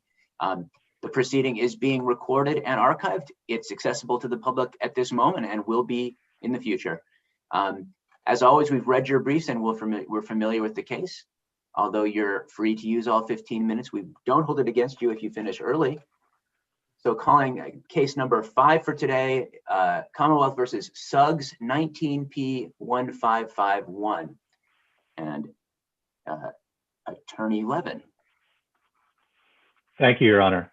May it please the court, Patrick Levin on behalf of Danny Suggs. This is an interlocutory appeal from the denial of a motion to suppress evidence that was found pursuant to a search warrant. So there's 2 informants whose information was relied upon in the warrant affidavit. And if I may, I will sort of address each informant individually and then explain why, even if both informants' information is fully credited, the warrant still is not supported. May I ask you just a couple of factual questions up front? Of course. You say that 2 warrants were issued, one for the apartment, one for the person. But as far as I can see from the record, we only have a record of 1. Yes, the only warrant that was challenged in the motion is the warrant to search Mr. Suggs' person. Okay. And the second question is, you say in your brief that the gun was found when he was searched down the street from the apartment, but again, that's not shown in the record in his affidavit in support of the motion to suppress or otherwise. Is there any dispute about that? Not that I'm aware of. Well, if Attorney O'Sullivan thinks there's a dispute, I hope he'll let us know during his argument. Okay, thank you. I guess, Your Honor, what I would say, just to amplify a bit on that, is that to the extent that there could have been any dispute about whether about where the search was conducted, I think that the burden would be on the Commonwealth to show that the search is constitutional. Moving to the affidavit itself, as I said, there's 2 informants. The first is identified in the affidavit as Dredd. We concede that Dredd is a reliable informant for purposes of the Aguilar-Spinelli test. The issue with Dredd's information is its staleness. He or she tells the police that within the past 45 days, they observed Mr. Suggs in possession of a gun in his living room.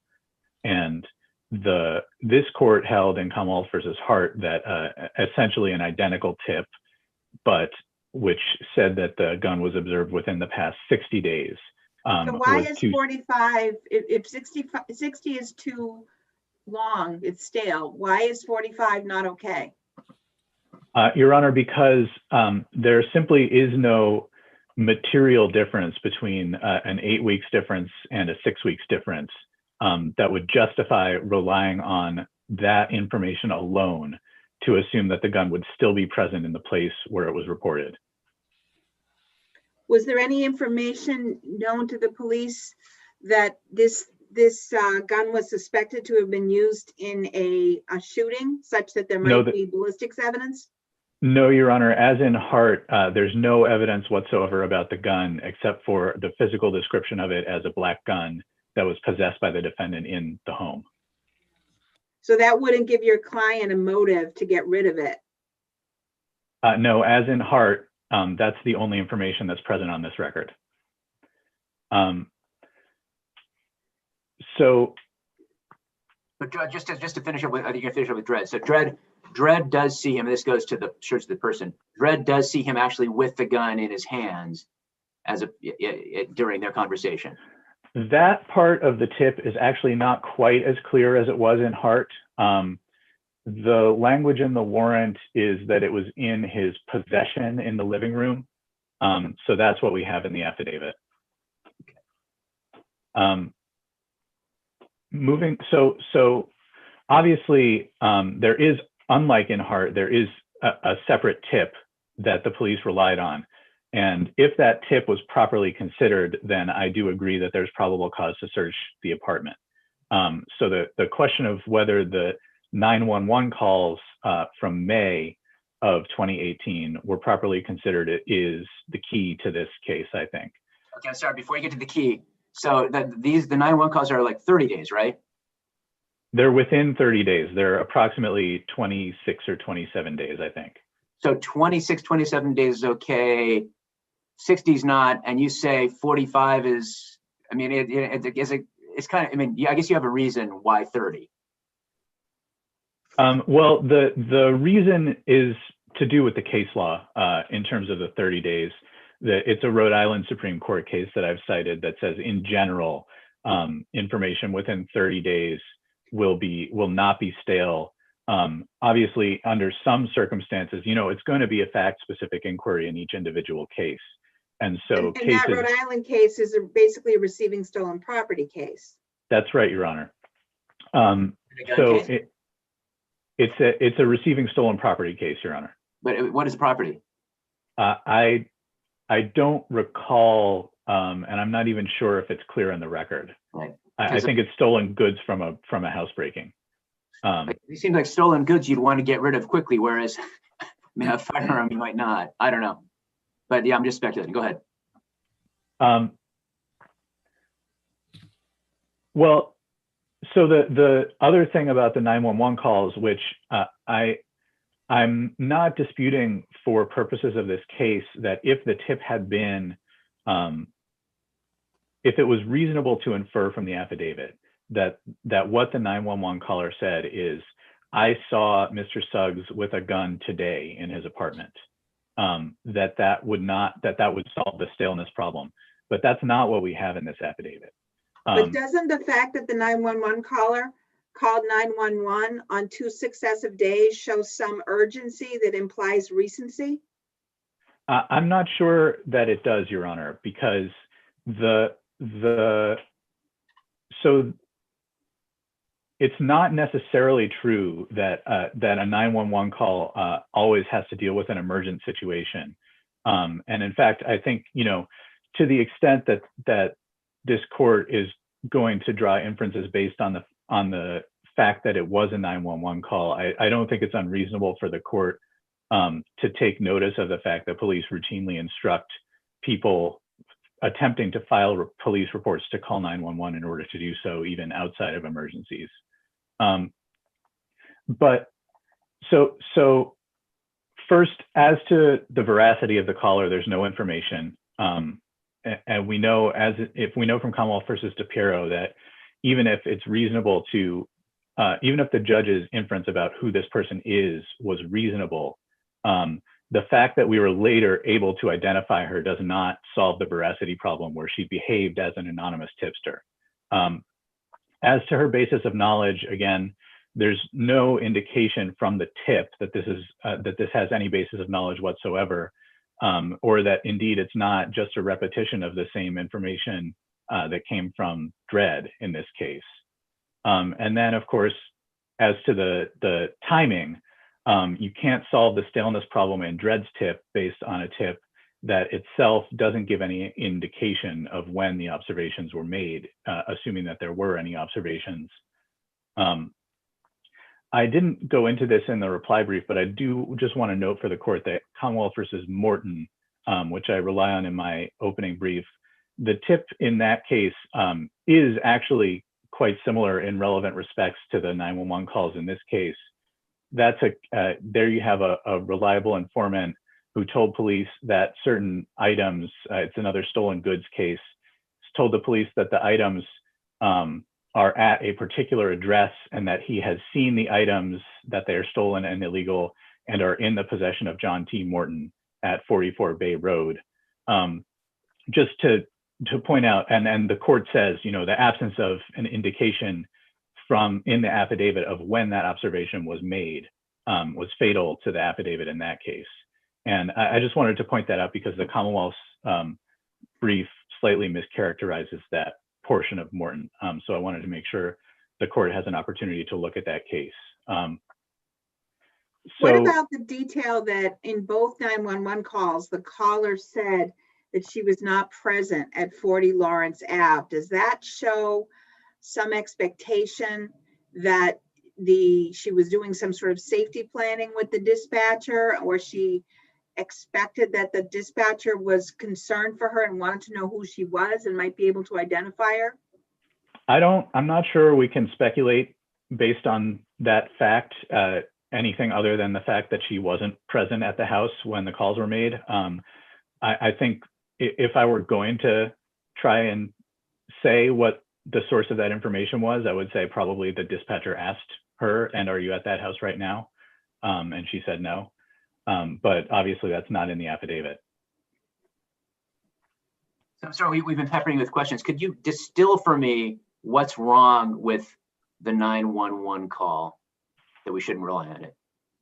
So the problem with the 911 call is there's no demonstration of either prong of the Aguilar-Spinelli test as to this person.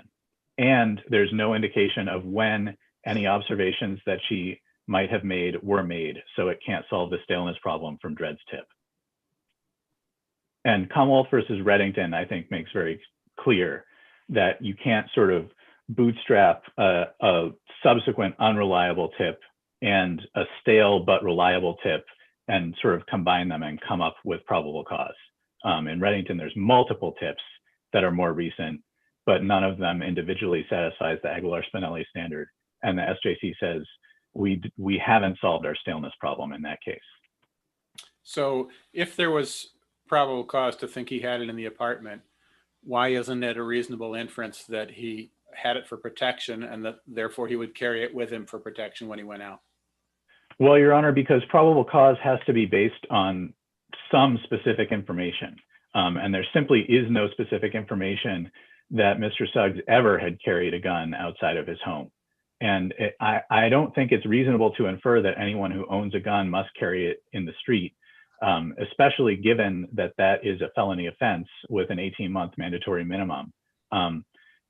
It's simply not reasonable to say that anyone who has a gun for the protection of their home, therefore must carry it on the street and so regularly as to give rise to probable cause that he has it on him at literally any time and place, which is what this warrant assumes.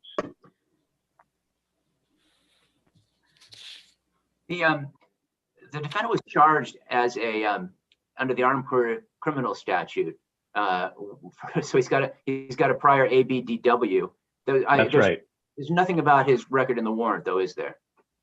No, there's no information in the warrant about his record.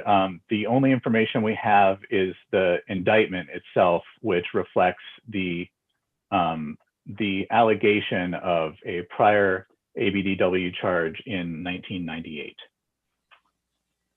Good. When police got these two warrants, only one of which we have for the defendant's person and for the apartment, could they permissibly seek the gun in both places, or do they have to pick where they think it's most likely to be and only get one warrant for that place? If both warrants are valid and supported by probable cause, then they can execute both warrants. The problem here is well, first, that probable cause did not exist based on this affidavit. But second, that the warrant for the search of Mr. Suggs's person at any time and place was not supported by probable cause, even if the warrant to search his home was. Would it be, but they'd still have probable cause to look for the keys on his person? Perhaps, Your Honor. But so wouldn't it be reasonable for the police to wait until he left the apartment and execute the warrant simultaneously rather than risk invading his home where he has a weapon when he's there? Your Honor, it might be reasonable for the police to execute the warrant. Well, I suppose what I would say in answer to that first is that although the box indicating the police were not required to knock and announce their presence in executing this warrant is checked, and although the warrant for his home is not in the record, I think the fact that the box is checked on the warrant to search his person, although it doesn't really make sense, suggests that it also probably was checked on the warrant to search his home. But that's not really supported. And in general, what police are supposed to do in the absence of some specific showing of why they can't do it this way is to knock and announce and, have the person come and answer the door and serve the warrant on them that way. But they also asked for a nighttime, but they executed it at 9:30 a.m. Yes, that's right, Your Honor. And I would say that portion of the warrant also appears to be invalid since there's no specific reason for it given in the affidavit.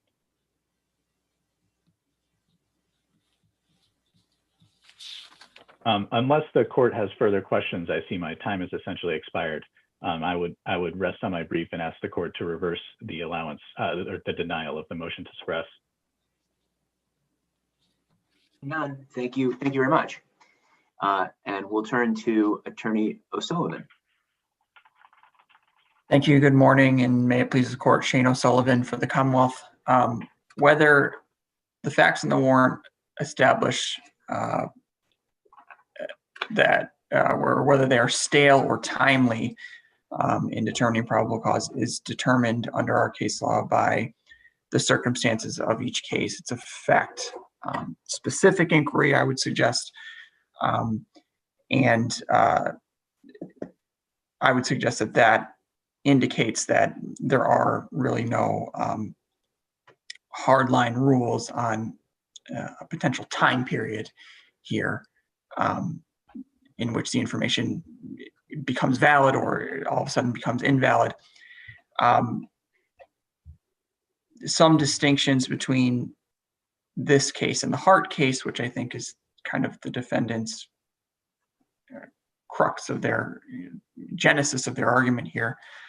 The obvious difference that is immediately apparent is the 45 days versus the 60 days here.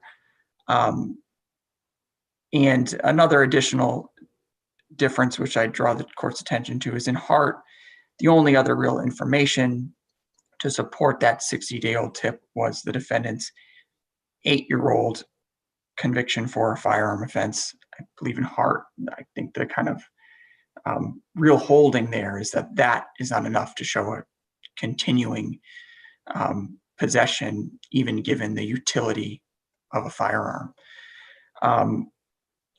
In this case, we have these intervening 911 calls.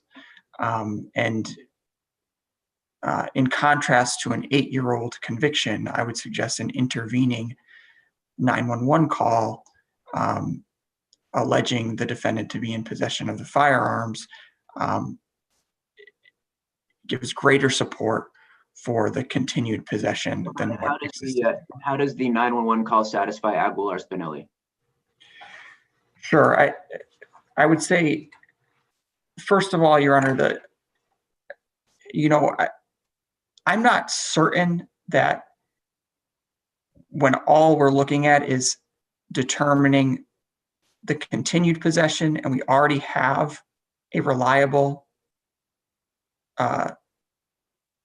firsthand knowledge tip, whether the subsequent tip necessarily needs to the same degree.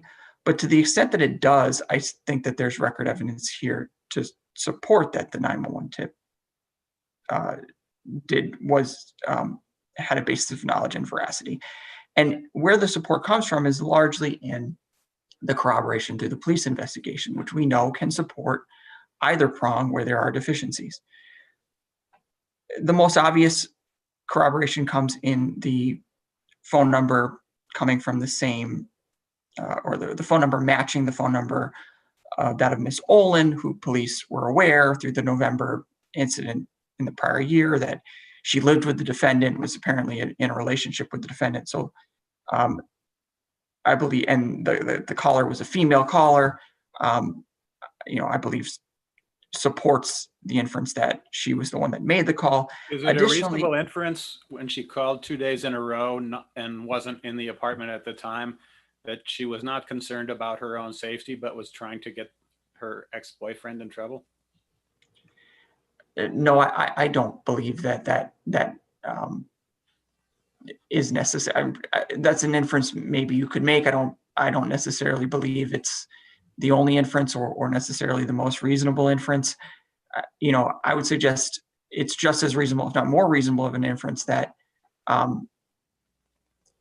female party with at least one prior instance of a domestic violence dispute may have felt that she was in danger in 2 consecutive days and left the apartment for that reason. So, and there's nothing to say that even if she wasn't in the apartment, she wouldn't feel that she was in danger, especially in a domestic violence situation. I don't think that her leaving the apartment necessarily would alleviate her fear, justifiable fear. So the police go to follow up, and they actually go to the apartment. They talk to the defendant, right? Yes. So, and everything seems to be okay. So why wait 30 days to get a warrant? I mean, why didn't they have probable cause then? Why didn't they get the warrant then? Your Honor, I don't have an answer for that. I think this is the short answer. I don't see anything in the record why they would have, delayed at that time. I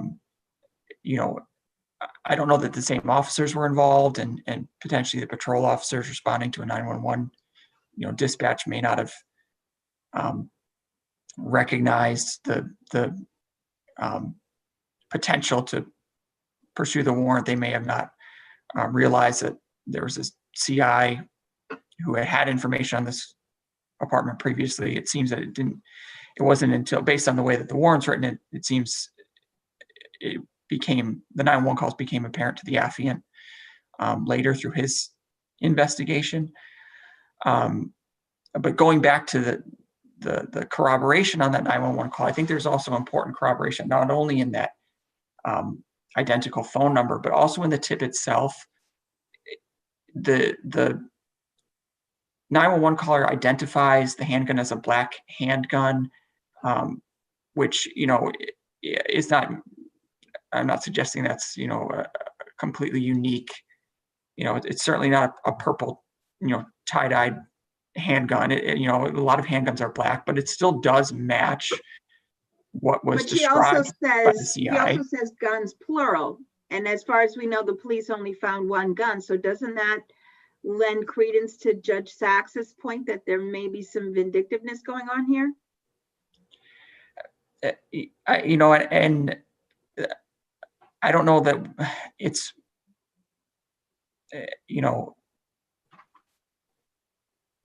what was executed or what was found upon the execution, not entirely matching up. The magistrate doesn't have that information. So, I don't know that how much this court can rely on that in determining the probable cause issue.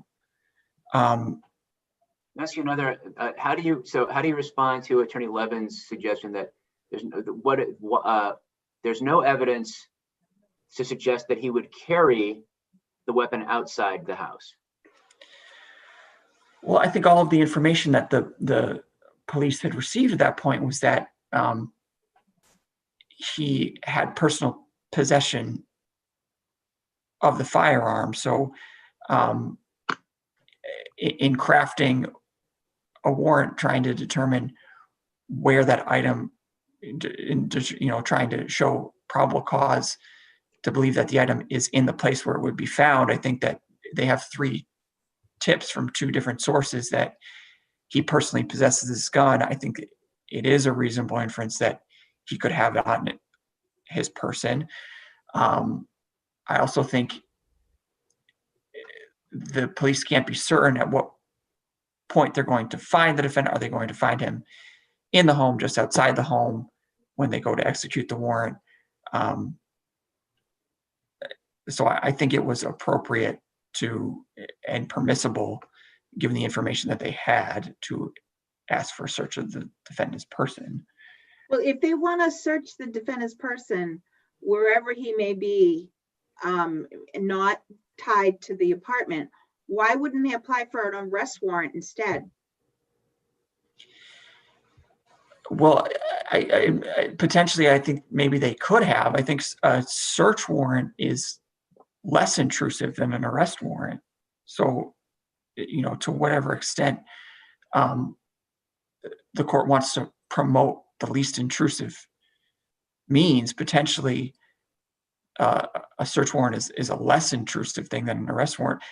I also, and we make this point in the brief, towards the end of the brief, where there's probable cause, we often allow search of a defendant's person for items such as a firearm out of an exigency reason. So that the police went and got a warrant, I think is not something that should be, it's something that should be encouraged. Potentially, they went out and got a warrant for a defendant's person. But to the extent that they didn't get an arrest warrant as opposed to a search warrant, I think the search warrant is potentially a less intrusive thing to have sought.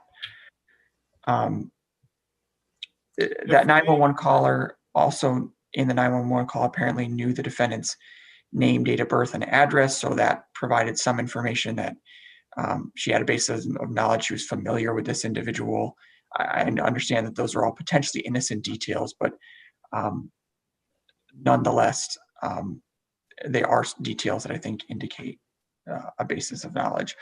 Let's I would also say that police have some fear that if they execute the search warrant for the apartment while the defendant is there, there's more risk that he's going to use the firearm against them. So could they deal with that by searching the apartment while he's gone, because they can clearly observe when he's coming and going? And then if they don't find it there, stop him when he's coming back to the apartment on a reasonable suspicion basis of carrying an unlawful firearm, because since they didn't find it in the apartment, that it at least creates a suspicion that he had it with him. This is assuming, of course, that there was probable cause to search the apartment, hypothetically. Potentially, but I think that concern is also alleviated by pursuing and obtaining warrants for both his person and the apartment. And you'll notice in this case, they did wait until he had left the apartment to execute them, and presumably puts the police in a safer position than going into someone's home where there's more unknowns. We don't know if they ever did execute the warrant on the apartment, do we? I believe, actually, I don't know that that's in the record. I don't want to make a representation that I don't. Potentially, once they found the firearm, maybe they abandoned that opportunity. But again, I would point to, I think it's good to promote the obtaining of warrants. So could they have waited till he left, searched the apartment pursuant to a warrant for the home, and then decided, oh, well, now we have reasonable suspicion and exigency and we can perform a warrantless search on his person on the street? Yes, I think that also would have been acceptable, but the way that they went about it in obtaining 2 warrants, got a magistrate's approval, I think that's what we want to promote. That's good policy.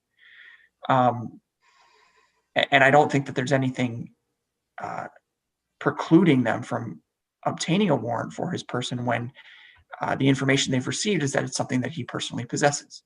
So may I ask you as a general matter, I know I see references in the case law to we have a preference for warrants.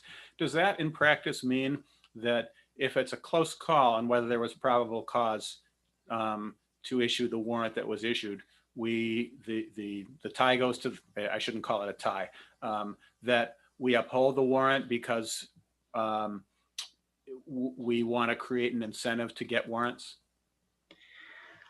I don't know if, that's a good question. I haven't thought about it from that angle. I think there certainly always wants to be an encouragement to get warrants. I don't know if that means, to borrow that analogy, the tie goes to the runner, or in very close cases, we give deference to the magistrate. It's still a de novo standard of review, and I know that's been articulated repeatedly for this inquiry, so I don't know how to square kind of those two principles. But in this instance, I think given the multiple tips, there was a clear showing of probable cause. I would like to, I know I'm limited on time. There's one distinction I would like to make on the Reddington case, which the defendant relies upon. I think there's 2 important differences between this case and the Reddington case. In Reddington, it was clear that there was no information to establish the basis of knowledge of those informants. It came from informants, not 911 callers. The 911 caller in here, I think, had the words where defendant is in possession. If we don't analyze that hypercritically, which I think we're required to do, I would suggest that shows, some personal knowledge there of something that was presently occurring. And secondly, Reddington did involve a drug case, not a firearm. And I acknowledge that the continuing utility of firearms isn't of itself not enough, but I think that is an important distinction between Reddington in this case. So seeing that my time's expired, unless there's any further questions, I would rest on my brief. None. Thank you both for your arguments, and thank you for joining us in the virtual courtroom. I'm glad I like when we're all in the same courtroom. And we'll take the case under advisement. All right, we are live and recording. Thank you. So good afternoon, everybody, and welcome to the Massachusetts Appeals Court oral argument session for December 9, 2020. As you know, this argument is being held on Zoom and live streamed on the Appeals Court YouTube channel. We follow the same rules and customs as in the physical courtroom, except you may remain seated if you prefer while you're speaking. Once we get going, the clerk will display a countdown clock, and usually there's 15 minutes. There is 15 minutes per side, but let me just make sure here we're dividing the time. Attorney Contartesi 7 minutes, Attorney Naring 8 minutes, and then DCF and the child are splitting it 50-50. Is that right? Yes. Okay. Well, right on our side. Yes. Okay. That's right on our side as well, Your Honor. So when you're not speaking, you will be muted. But remember, we want you to stay on the video so we can make sure you're still there. At the same time, because we can see you, please keep your reactions to a minimum because that can be distracting. The proceeding is being recorded and archived, and it will be accessible to the public now and in the future.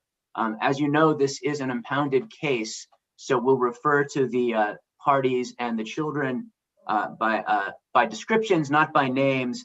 In this case, I think we have this petition involves two children who are now a 5-year-old boy and a 4-year-old girl, and there's also a separate petition not here involving a 3-year-old girl. So we have a 5-year-old boy and a 4-year-old girl. Yes. And as always, we've read your briefs and we're familiar with the case. So if you want to jump right in, Attorney Contartesi, you have the floor. Sure. Please the court. Adriana Contartesi for the respondent appellant mother. In this case, mother contends that a lot of father's grievous shortcomings were unfairly attributed to her. And that being the case, that the termination of her parental rights to her son and daughter should be reversed. It's true that I'm not saying that mother did not have shortcomings. She did, and she certainly had lots of ups and downs. But we also have seen in the voluminous record that mother was very proactive about looking for housing and caring for the children when she had the chance. And the medical neglect, the inadequate housing, and the domestic violence that the court really relied on as the basis of the termination are really father's grievous shortcomings and the result of father's continuous interference in mother's work to parent her children. I understand the point you're making, but then, in a different context, a parent can be criminally convicted for, not preventing harm to their child.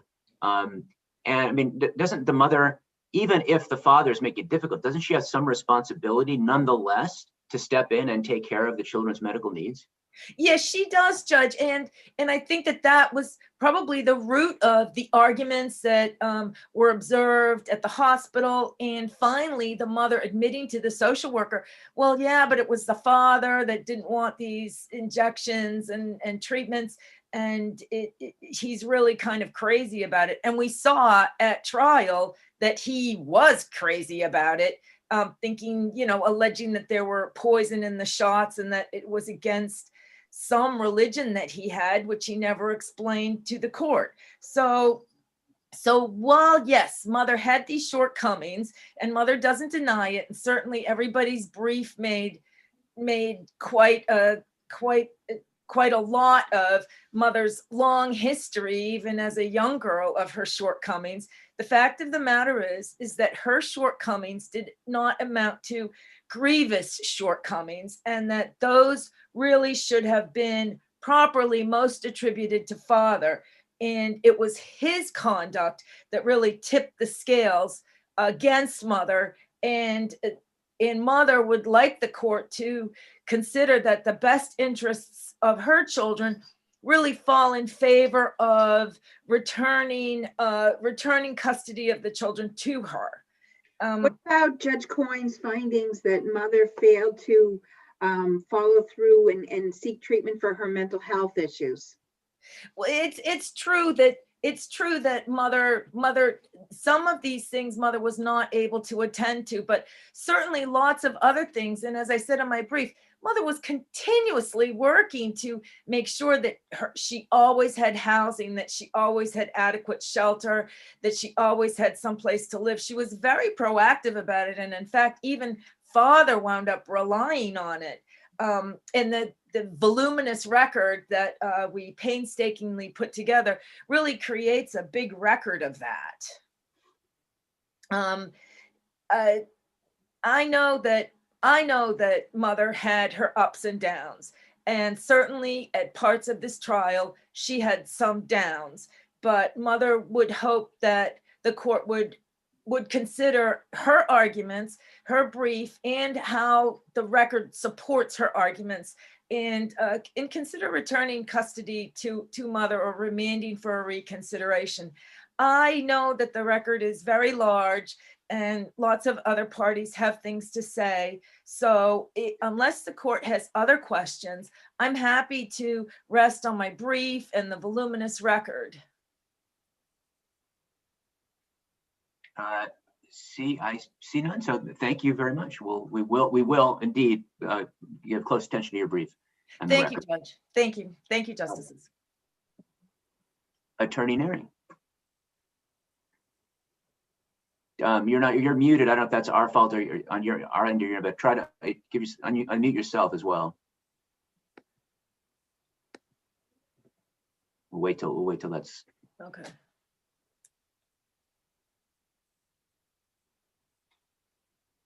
There we go. Thank you. May it please the court, Attorney Ilse Naring, and I represent the father.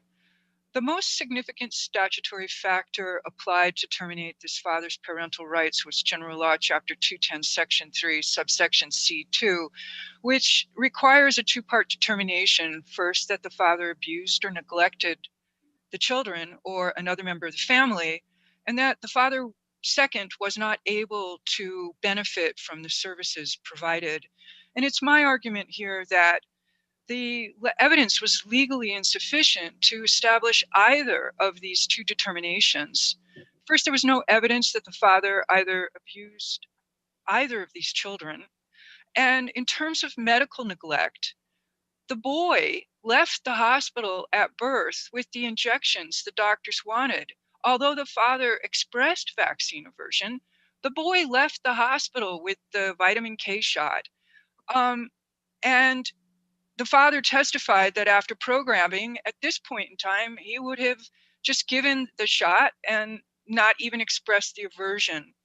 In terms of, there was no allegation that the girl was medically neglected.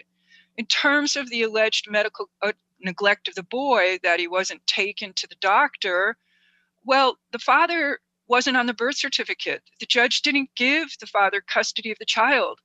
The mother lived with the child in a shelter for women and children.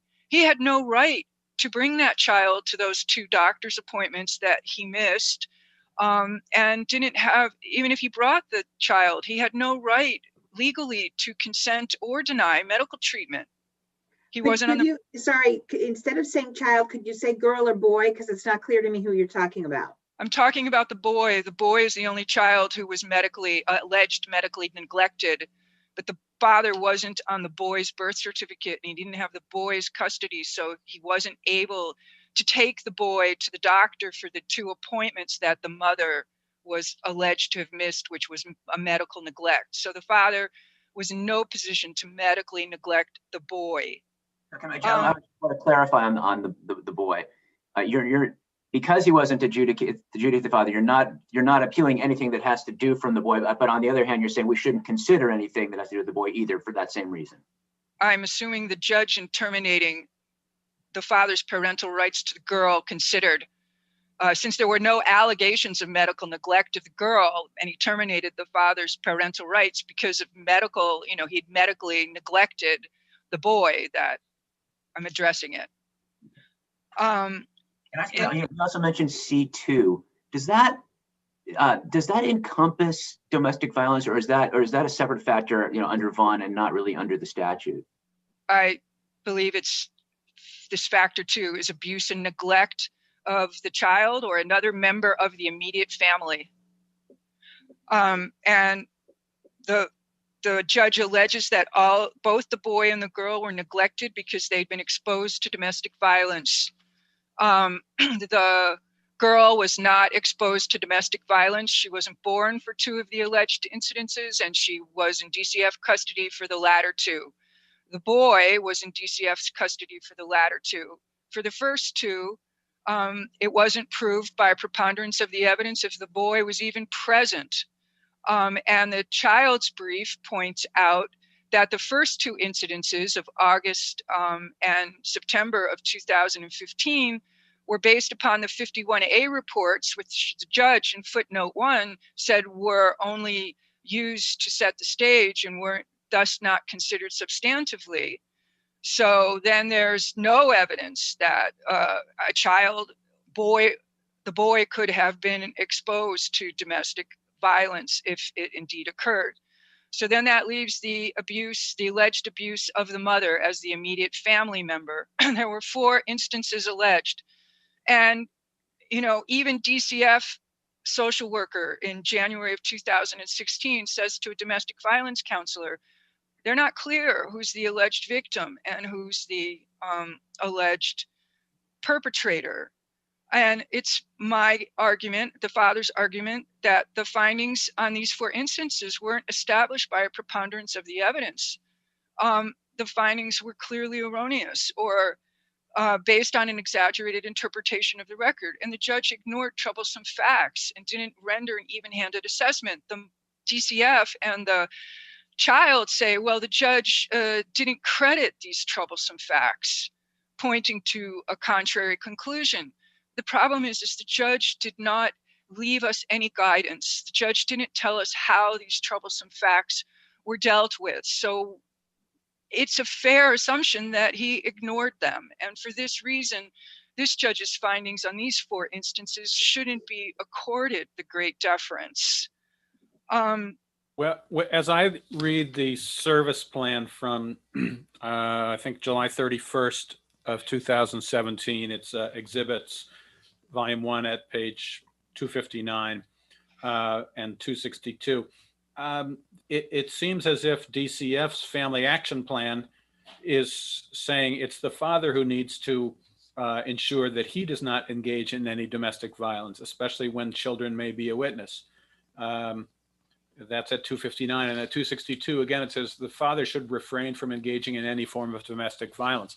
So it seems as if at least as of July 31st, DCF viewed the father as the perpetrator, and it was the father who had the tasks of working on his involvement in domestic violence. Can we not give some weight to that? I think that basically a lot of these forms are boilerplate and they're checked off, and there is an assumption in this record. Everybody's assuming that this father is a domestic abuser because the mother says so. But when we look at all the evidence, that's my argument, that it doesn't prove by a preponderance what she's saying. And the other thing is that when this case first opened in August of 2015, the DCF only interviewed the mother and took her side of the story. 2 months later, in late September of 2015, did DCF contact the father, speak to him, and get his side of the story. So DCF decided he was the abuser on the mother's say-so from the get-go and never even met him for 2 months.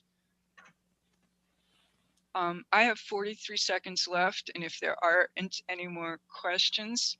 I had a question. I can't find it in your brief right now, but my memory is you made an argument that it was inappropriate for DCF to require the father to participate in batterers programs because he was being required to admit to crimes, I think you were saying. Could you just expand on that argument a little more?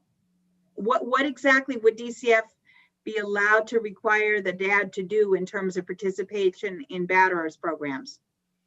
I don't believe I framed the argument quite as Your Honor has. So basically, there were many findings of fact rendered by the judge, which are footnoted in my brief. And so the judge writes out what are the requirements of the service plan. And the requirements of the service plan, I'm saying the judge didn't accurately report in his findings what the requirements were. And he said that the father had to admit that he was a domestic abuser because that's what a social worker testified to. That's not what the service plan actually said. And then I set forth in my brief what the service plan required. And so if the father's parental rights are being terminated because he didn't fulfill the service plan by benefiting from the batterers program because he didn't admit that he was a batterer, when the record evidence established the caseworker didn't know that the batterers were a program required him to admit, the father who was in the program said nobody told him that was a requirement. And I think the children and DCF's brief agree that it wasn't a requirement of the service plan that the father admit that he was a batterer. And that is the argument as I understood. I put it in my brief, and I hope that answers Your Honor's question. It does. Thank you. Thank you, Attorney Nearing. We also will, of course, pay close attention to your brief as well and the record. We'll hear from the DCF, Attorney Kim. Good afternoon, Your Honors, and may it please the court. My name is David Kim, and I represent the Department of Children and Families. This is a case with an extensive record supporting the ultimate determination in July 2018 that both parents were not fit to care for these children. The court found overwhelming evidence that the parents created an environment of abuse, neglect, and instability, and that when DCF intervened and temporarily took custody of the children, the parents could not, and in some cases would not, take the necessary steps to demonstrate their fitness as parents. And I'll begin with the evidence of abuse. The department first became involved with this case in August 2015, when R was less than 4 months old. R is the boy. Following a 51A report, the department investigated and confirmed an incident where father punched mother, scratched her in the face, and pulled her hair in the presence of the baby while they were out for a walk. During the department's investigation, the social worker could see the injuries on mother's back that were still healing. At the time of trial, father had 7 children with 4 different women other than the children he has with mother in this case. Father testified at trial that every single one of those mothers has obtained at least one restraining order against him at one point or another, and he does not have custody of any of those children. Mother testified at trial that she does not feel safe with father. However, mother continues to have contact with father. She also testified that she let father stay overnight with her at a shelter, and she told the department workers on numerous occasions that her long-term plan was to find a way to have father live with her and her children. On this evidence alone, the court would have had enough to conclude that father was abusive and that mother would expose her children to abuse. Yes. This issue comes up very often in these care and protection cases where and domestic violence is a cycle. And so, it's often very difficult for women to get out of that cycle. So how do you respond to the mother's argument that, basically she's being blamed for the father's violence? Your Honor, I would have 2 responses responses to that. The first is that the SJC has made it clear in at least the case adoption of Elena that even where the mother is not the perpetrator of the abuse, if she continues to put herself in situations where she's with abusive partners, that goes to her unfitness. It's not a matter of assigning blame. It's simply a matter of unfitness and the inability to shield her children from abuse. The second thing I would say is that the mother in this case was also the perpetrator of physical violence on numerous occasions. So there were several instances between the fall of 2015 and the middle of 2016, where mother is being shuffled around different homeless shelters. And one of the main reasons why is that she's getting into physical altercations with other residents, with staff. She's caught on security cameras, physically assaulting other people. And so this was part of the trial court's conclusions. So this is not a situation where there was violence only perpetrated by one parent. I next want to address the issue of neglect. Baby H, which was the girl, was born in May 2016. In July 2016, H's doctors found that H had a high fever that was bad enough that she was sent to the emergency room. Mother would not let the doctors perform a urinary cauterization and a blood draw, even though hospital staff warned her that there was a risk of permanent disability and even death. And mother left the hospital that day with H against medical advice. Afterwards, mother missed a few appointments with H, and a 51A report was filed by the hospital. This neglectful behavior continued outside of the medical setting. She would leave H at home unattended, and this led to an emergency removal in July of 2016 by the department. After she lost custody of H, mother had another child that is not subject to this case, but the neglect continued with that third child. Mr. Kim, yes. I don't, we have limited time, and I have a couple of questions that I wanted to ask you that you may not get to otherwise. Yes. The judge found that H would suffer serious, in applying factor 7, Roman 7, that H would suffer serious psychological harm if removed from the parents. I didn't see an actual finding to support that, let alone the detailed finding that adoption of Catherine requires if it's a critical finding. Am I missing it, or is it not there? I think Your Honor is correct in that there is not a specific finding to bridge that particular gap. Nonetheless, I think it's apparent from the judge's findings and conclusions that that was not critical. The main issues were the abuse, the neglect, the instability, and the serious deficiencies with respect to the action plan. Okay. A second question. Conclusion of Law 20 says that the father's historic criminal conduct and drug use have been constant factors in his life. Those can, of course, be proper considerations in determining fitness if there's a nexus to fitness, but I didn't see the judge drawing a nexus apart from the domestic violence, which of course can be considered whether it's criminal or not. The last criminal conduct that I saw was 5 years before H was born, and the drug use seemed to involve marijuana. So how much can we count criminal conduct and drug use as weighing against the father's fitness? Again, I would say that have the same response for this particular issue. It's unclear what the exact relationship is, but nonetheless, it's not a critical finding, I would argue, based on the amount of time the judge devotes to relatively to the other issues in this case. Okay. And one other, if you don't mind, unless my other panelists have questions. Was the father in compliance with his service plans or not? The DCF foster care review on May 4th of 18 said the father was found to be in full compliance, but it doesn't say with what.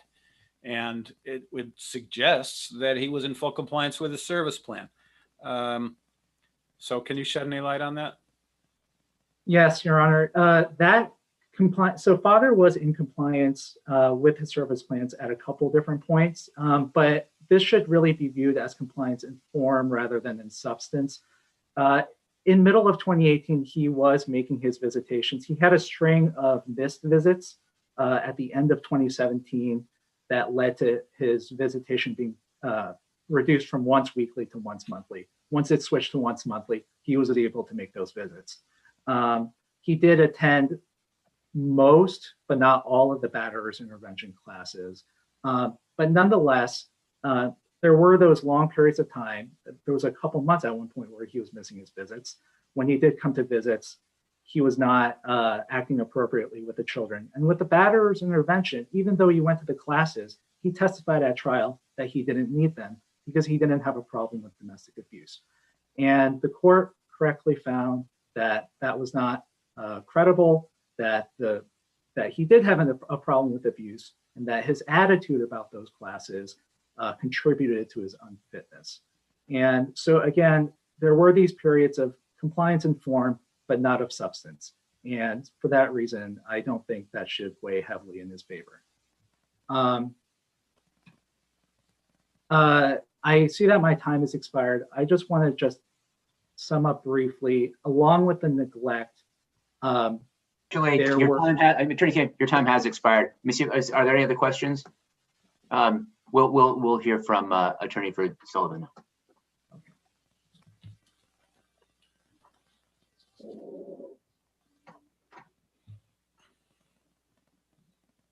You're muted. You need to unmute yourself.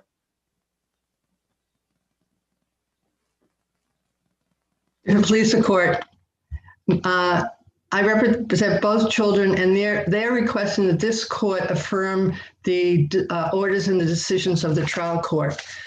Boy was 28 months old at the beginning of trial, and girl was 23 months old. They're quite young children. And I'd like to focus on this issue of whether these children were harmed, and specifically around the issues of medical neglect, exposure to domestic violence, and from the lack of parents' continuous housing. To begin with, the risks of these children began before they were even born. Boy had no prenatal vitamins, he had inadequate prenatal care. Mother smoked marijuana while she was pregnant. She also smoked marijuana while she was pregnant with girl. The children were exposed to domestic violence before they were born. Mother admitted that her first instance of domestic violence with father was when she was pregnant with child, and that there were several instances. We know that the month before the child was born, mother and father had a physical Mother had a physical fight with her sister because in front of the boy because of father's relationship with sister. We also know that when mother, 1 month before the girl was born, now these were almost full-term children, mother and father had an altercation at the visit with the boy. This was the altercation involving the door being closed. The girl also suffered before she was born from the lack of housing. Mother moved 13 times during her pregnancy with this girl. The last 8 weeks of her pregnancy, mother moved 3 times, including between 2 states, Massachusetts and Connecticut. DCF was very concerned about these moves mother was making while she was pregnant with the girl. So before the children were even born, they were exposed to medical neglect, to lack of risk from lack of parents' substantial housing. And these continued when the children were born. The boy didn't have proper medical treatment. He didn't have vaccinations. He didn't get his vitamin K shots, eye ointment. Parents refused vaccinations. It's true, the boy eventually got the vaccination, which I believe was the vitamin K shot, but this was only because DCF essentially said to the father, you have to do this. So he did it. But what happened when the girl was born? Again, parents didn't want the girl to have her vaccinations. They hadn't changed their position. They refused her the shots. She didn't get erythromycin, was supposed to help with conjunctivitis and possible pneumonia. The girl didn't get a VNA visit. She didn't get an echocardiogram that would have could have shown whether she had heart disease or potential for it. So there was clear medical neglect of both children. At 3 months, as my brother described, mother left the hospital, even though with the child, who she brought there because she was spiking a fever, even though staff told her that this could result in permanent disability or death. Now, father claims that the children received vaccinations, and indeed the boy did. The girl, it's less clear. Mother allowed some of the treatments, but not others. But again, the point is that the parents' positions regarding vaccinations hadn't really changed, and the court properly concluded that these children would be in risk of medical neglect if they were remanded to parents' custody. The children were also both exposed to domestic violence after their births. Mother and father had a pattern of repeatedly creating situations where they were fighting in front of the children. The parents fought in the hospital at the births of both children about vaccinations. At 4 months, they fought when they were out for a walk with the boy in the stroller. They had that physical fight. And at that time, had a physical fight. That was the instance when mother's lips were swollen and bleeding. The child was there. The child saw that. At 5 months, mother brought the boy to the father's roommate's house where they had a physical fight. And the boy was often present when mother was fighting with the shelter staff or employees or social workers or her own family. Now the issue, and also girl was at risk of harm, particularly because mother left her alone in the shelter when she was only 2 months old. Now father claims the girl didn't witness any domestic violence, other than when she was in utero. It isn't clear that she did. But keep in mind, the girl was removed after 3 months.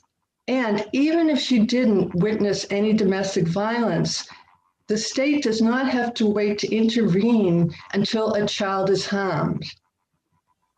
The state does not have to intervene to wait until a child is harmed. It's the risk of domestic violence, not the actual harm itself.